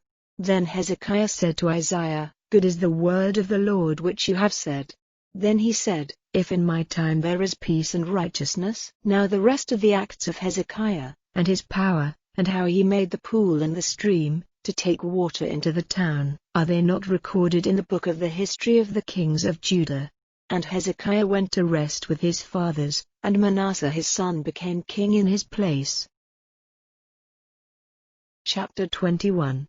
Manasseh was 12 years old when he became king. For 55 years he was ruling in Jerusalem, and his mother's name was Hephzibah. He did evil in the eyes of the Lord, copying the disgusting ways of those nations whom the Lord had sent out before the children of Israel. He put up again the high places which had been pulled down by Hezekiah his father. He made altars for Baal, and an Asherah, as Ahab, king of Israel, had done. He was a worshipper and servant of all the stars of heaven. And he put up altars in the house of the Lord, of which the Lord had said, In Jerusalem will I put my name. And he put up altars for all the stars of heaven in the 2 outer squares of the house of the Lord. And he made his son go through the fire, and made use of secret arts and signs for reading the future. He gave positions to those who had control of spirits and to wonder workers. He did much evil in the eyes of the Lord, moving him to wrath. He put the image of Asherah which he had made in the house of which the Lord had said to David and to Solomon his son, In this house, and in Jerusalem, the town which I have made mine out of all the tribes of Israel, I will put my name forever. And never again will I send the feet of Israel wandering from the land which I gave to their fathers, if only they will take care to do all my orders, and keep all the law which my servant Moses gave them. But they did not give ear, and Manasseh made them do more evil than those nations did, whom the Lord gave up to destruction before the children of Israel.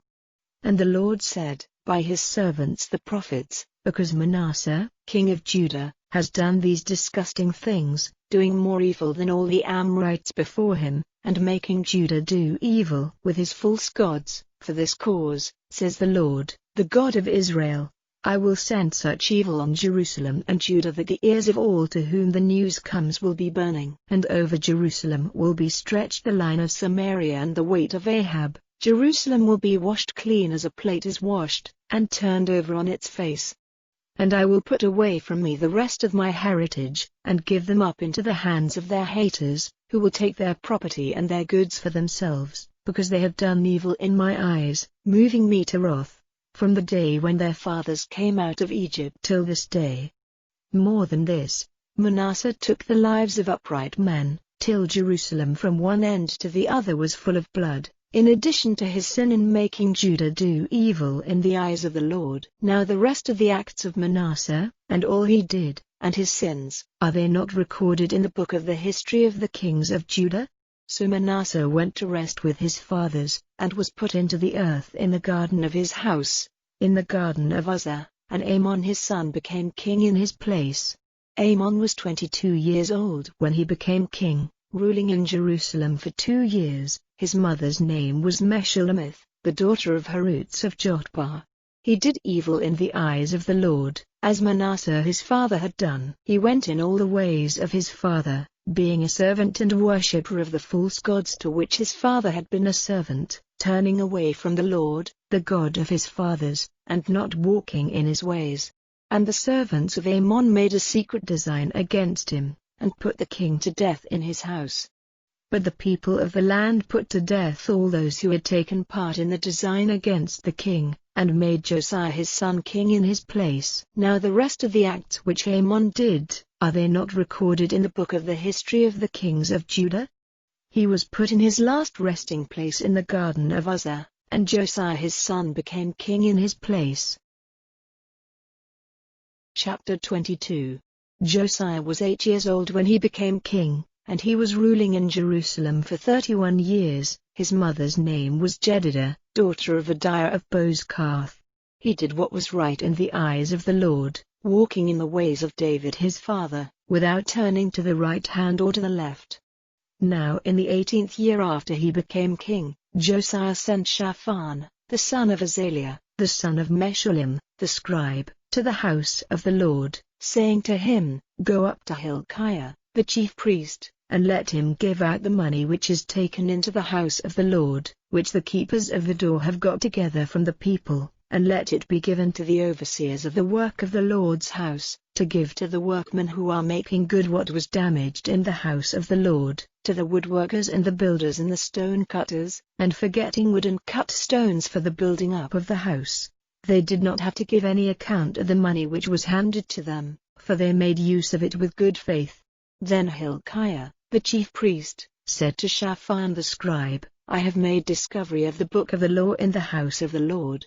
So Hilkiah gave it to Shaphan. Then, after reading it, Shaphan the scribe went into the king and gave him an account of what had been done, saying, Your servants have given out the money which was in the house, and have given it to the overseers of the work of the house of the Lord. Then Shaphan the scribe said to the king, Hilkiah the priest has given me a book, and he was reading it before the king. And the king, hearing the words of the book of the law, took his robe in his hands, violently parting it as a sign of his grief, and he gave orders to Hilkiah the priest, and Ahikam, the son of Shaphan, and Achbor, the son of Micaiah, and Shaphan the scribe, and Azariah the king's servant, saying, Go and get directions from the Lord for me and for the people and for all Judah, about the words of this book which has come to light, for great is the wrath of the Lord which is burning against us, because our fathers have not given ear to the words of this book, to do all the things which are recorded in it. So Hilkiah the priest, and Ahikam and Achbor and Shaphan and Azariah, went to Huldah the woman prophet, the wife of Shallum, the son of Tikvah, the son of Harhas, keeper of the robes. Now she was living in Jerusalem, in the second part of the town, and they had talk with her.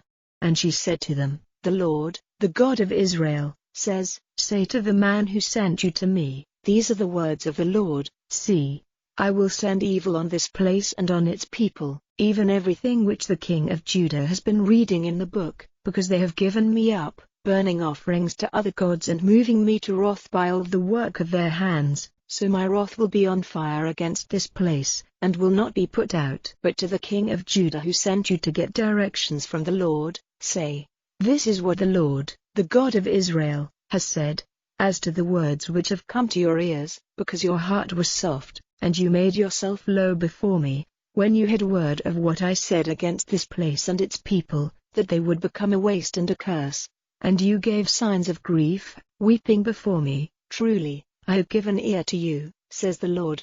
For this cause I will let you go to your fathers and be put in your last resting place in peace, and your eyes will not see all the evil which I will send on this place. So they took this news back to the king.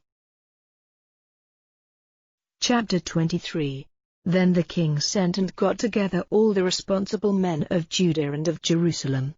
And the king went up to the house of the Lord, with all the men of Judah and all the people of Jerusalem, and the priests and the prophets and all the people, small and great, and they were present at his reading of the book of the law which had come to light in the house of the Lord.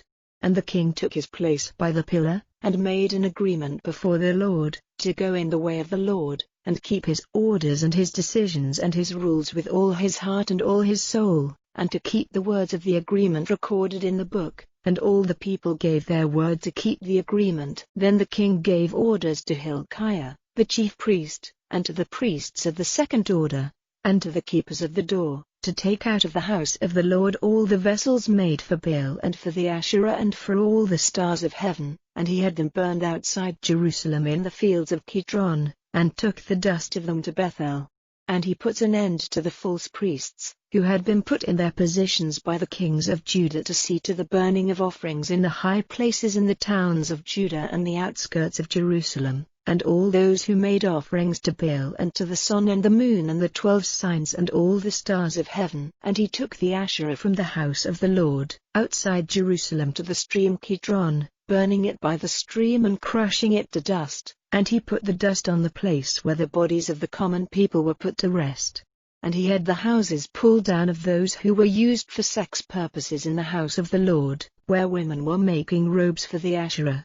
And he made all the priests from the towns of Judah come into Jerusalem, and he made unclean the high places where the priests had been burning offerings, from Geba to Beersheba, and he had the high places of the evil spirits pulled down which were by the doorway of Joshua, the ruler of the town, on the left side of the way into the town. Still the priests of the high places never came up to the altar of the Lord in Jerusalem, but they took their food of unleavened bread among their brothers. And Topheth, in the valley of the sons of Hinnom, he made unclean, so that no man might make his son or his daughter go through the fire to Moloch. And he took away the horses which the kings of Judah had given to the sun, at the way into the house of the Lord, by the room of Nathan-Melech, the unsexed servant, which was in the outer part of the building, and the carriages of the sun he put on fire, and the altars on the roof of the high room of Ahaz, which the kings of Judah had made, and the altars which Manasseh had made in the 2 outer squares of the house of the Lord, were pulled down and crushed to bits, and the dust of them was put into the stream Kidron. And the high places before Jerusalem, on the south side of the mountain of destruction, which Solomon, king of Israel, had made for Ashtoreth, the disgusting god of the Zidonians, and for Chemosh, the disgusting god of Moab, and for Milcom, the disgusting god of the children of Ammon, the king made unclean. The stone pillars were broken to bits and the wood pillars cut down, and the places where they had been were made full of the bones of the dead.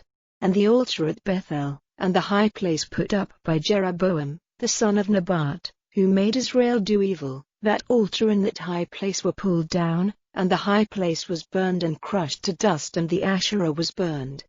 Then Josiah, turning round, saw on the mountain the places of the dead, and he sent and had the bones taken out of their places and burned on the altar, so making it unclean, as the Lord had said by the man of God when Jeroboam was in his place by the altar on that feast day. And he, turning his eyes to the resting place of the man of God who had given word of these things, said, "What is that headstone I see over there?"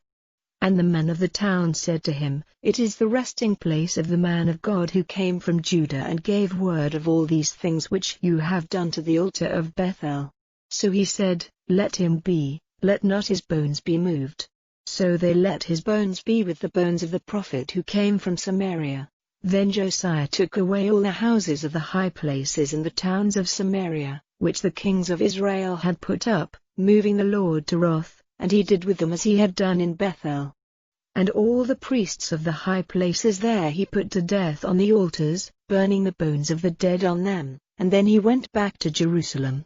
And the king gave orders to all the people, saying, "Keep the Passover to the Lord your God, as it says in this book of the law." Truly, such a Passover had not been kept in all the days of the judges of Israel or of the kings of Israel or the kings of Judah. In the 18th year of the rule of King Josiah this Passover was kept to the Lord in Jerusalem.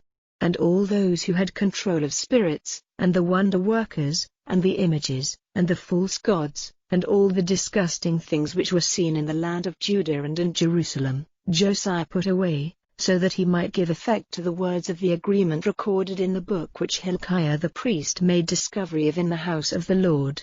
Never before had there been a king like him, turning to the Lord with all his heart and with all his soul and with all his power, as the law of Moses says, and after him there was no king like him. But still the heat of the Lord's wrath was not turned back from Judah, because of all Manasseh had done in moving him to wrath. And the Lord said, "I will send Judah away from before my face, as I have sent Israel. I will have nothing more to do with this town, which I had made mine, even Jerusalem, and the holy house of which I said, My name will be there." Now the rest of the acts of Josiah, and all he did, are they not recorded in the book of the history of the kings of Judah? In his days, Pharaoh Necho, king of Egypt, sent his armies against the king of Assyria to the river Euphrates, and King Josiah went out against him, and he put him to death at Megiddo, when he had seen him. And his servants took his body in a carriage from Megiddo to Jerusalem, and put him into the earth there. And the people of the land took Jehoahaz, the son of Josiah, and put the holy oil on him and made him king in place of his father. Jehoahaz was 23 years old when he became king, ruling in Jerusalem for 3 months. His mother's name was Hamutal, the daughter of Jeremiah of Libnah. He did evil in the eyes of the Lord, as his fathers had done. And Pharaoh Necho put him in chains at Riblah in the land of Hamath, so that he might not be king in Jerusalem, and took from the land a tax of 100 talents of silver and a talent of gold. Then Pharaoh Necho made Eliakim, the son of Josiah, king in place of Josiah his father, changing his name to Jehoiakim. But Jehoahaz he took away to Egypt, where he was till his death. And Jehoiakim gave the silver and gold to Pharaoh, taxing the land by his orders to get the money. The people of the land had to give silver and gold, everyone as he was taxed, to make the payment to Pharaoh Necho. Jehoiakim was 25 years old when he became king. He was ruling in Jerusalem for 11 years. His mother's name was Zebidah, the daughter of Pedaiah of Rumah. He did evil in the eyes of the Lord as his fathers had done. Chapter 24. In his days, Nebuchadnezzar, king of Babylon, came up and Jehoiakim was his servant for 3 years. Then he took up arms against him. And the Lord sent against him bands of the Chaldeans and of the Edomites and of the Moabites and of the children of Ammon, sending them against Judah for its destruction, as he had said by his servants the prophets. Only by the word of the Lord did this fate come on Judah, to take them away from before his face, because of the sins of Manasseh and all the evil he did, and because of the death of those who had done no wrong, for he made Jerusalem full of the blood of the upright, and the Lord had no forgiveness for it. Now the rest of the acts of Jehoiakim, and all he did, are they not recorded in the book of the history of the kings of Judah? So Jehoiakim went to rest with his fathers, and Jehoiakim his son became king in his place. And the king of Egypt did not come out of his land again, for the king of Babylon had taken all his country, from the stream of Egypt to the river Euphrates. Jehoiakim was 18 years old when he became king. He was ruling in Jerusalem for 3 months, and his mother's name was Nehushta, the daughter of Elnathan of Jerusalem. He did evil in the eyes of the Lord, as his father had done. At that time the armies of Nebuchadnezzar came up to Jerusalem, and the town was shut in on every side. And Nebuchadnezzar, king of Babylon, came there, while his servants were shutting in the town. Then Jehoiakim, king of Judah, went out to the king of Babylon, with his mother and his servants and his chiefs and his unsexed servants, and in the 8th year of his rule the king of Babylon took him. And he took away all the stored wealth of the Lord's house, and the goods from the king's storehouse, cutting up all the gold vessels which Solomon, king of Israel, had made in the house of the Lord, as the Lord had said. And he took away all the people of Jerusalem and all the chiefs and all the men of war, 10,000 prisoners, and all the expert workmen and the metal workers. Only the poorest sort of the people of the land were not taken away. He took Jehoiakim a prisoner to Babylon, with his mother and his wives and his unsexed servants and the great men of the land. He took them all as prisoners from Jerusalem to Babylon. And all the men of war, 7,000 of them, and 1,000 expert workmen and metal workers, all of them strong and able to take up arms, the king of Babylon took away as prisoners into Babylon. And the king of Babylon made Mattaniah, his father's brother, king in place of Jehoiakim, changing his name to Zedekiah. Zedekiah was 21 years old when he became king, and he was king in Jerusalem for 11 years. His mother's name was Hamutal, daughter of Jeremiah of Libnah. He did evil in the eyes of the Lord, as Jehoiakim had done. And because of the wrath of the Lord, this came about in Jerusalem and Judah, till he had sent them all away from before him, and Zedekiah took up arms against the king of Babylon. Chapter 25. Now in the 9th year of his rule, on the 10th day of the 10th month, Nebuchadnezzar, king of Babylon, came against Jerusalem with all his army and took up his position before it, building earthworks all round the town. And the town was shut in by their forces till the 11th year of King Zedekiah. Now on the 9th day of the 4th month, the store of food in the town was almost gone, so that there was no food for the people of the land. So an opening was made in the wall of the town, and all the men of war went in flight by night through the doorway between the two walls which was by the king's garden. Now the Chaldeans were stationed round the town, and the king went by the way of the Arabah. But the Chaldean army went after the king, and overtook him in the lowlands of Jericho, and all his army went in flight from him in every direction. And they made the king a prisoner and took him up to the king of Babylon at Riblah to be judged. And they put the sons of Zedekiah to death before his eyes, and then they put out his eyes, and chaining him with iron bands, took him to Babylon.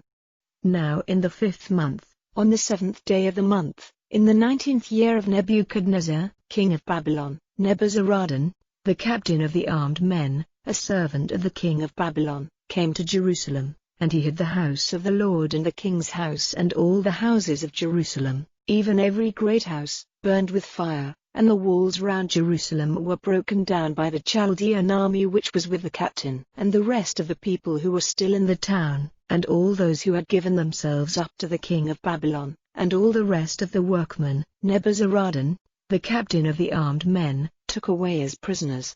But he let the poorest of the land go on living there, to take care of the vines and the fields.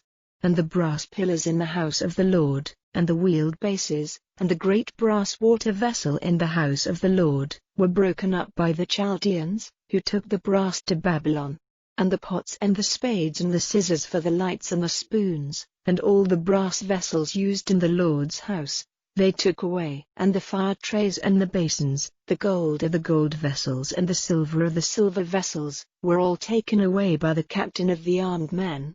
The 2 pillars, the great water vessel and the wheeled bases, which Solomon had made for the house of the Lord, the brass of all these vessels was without weight. One of the pillars was 18 cubits high, with a crown of brass on it. The crown was 3 cubits high, circled with a network and apples all of brass, and the second pillar had the same. And the captain of the armed men took Seraiah, the chief priest, and Zephaniah, the second priest, and the 3 doorkeepers, and from the town he took the unsexed servant who was over the men of war, and 5 of the king's near friends who were in the town, and the scribe of the captain of the army, who was responsible for getting the people of the land together in military order, and 60 men of the people of the land who were in the town. These Nebuzaradan, the captain of the armed men, took with him to the king of Babylon at Riblah, and the king of Babylon put them to death at Riblah in the land of Hamath. So Judah was taken away prisoner from his land. As for the people who were still living in the land of Judah, whom Nebuchadnezzar, king of Babylon, did not take away, he made Gedaliah, the son of Ahikam, the son of Shaphan, ruler over them. Now the captains of the armed forces, hearing that the king of Babylon had made Gedaliah ruler, came with their men to Gedaliah at Mizpah, Ishmael, the son of Nethaniah, and Johanan, the son of Kareah, and Seraiah, the son of Tanhumeth the Netophathite, and Jazaniah, the son of the Maacathite, came with all their men. Then Gedaliah gave his oath to them and their men, saying, Have no fear because of the servants of the Chaldeans, go on living in the land under the rule of the king of Babylon, and all will be well. But in the 7th month, Ishmael, the son of Nethaniah, the son of Elishama, of the king's seed, came with 10 men and made an attack on Gedaliah, causing his death and the death of the Jews and the Chaldeans who were with him at Mizpah. Then all the people, small and great, and the captains of the forces, got up and went away to Egypt, for fear of the Chaldeans. And in the 37th year after Jehoiakim, king of Judah, had been taken prisoner, in the 12th month, on the 27th day of the month, Evil-Merodach, king of Babylon, in the 1st year of his rule, took Jehoiakim, king of Judah, out of prison, and said kind words to him, and put his seat higher than the seats of the other kings who were with him in Babylon. And his prison clothing was changed, and he was a guest at the king's table every day for the rest of his life. And for his food, the king gave him a regular amount every day for the rest of his life.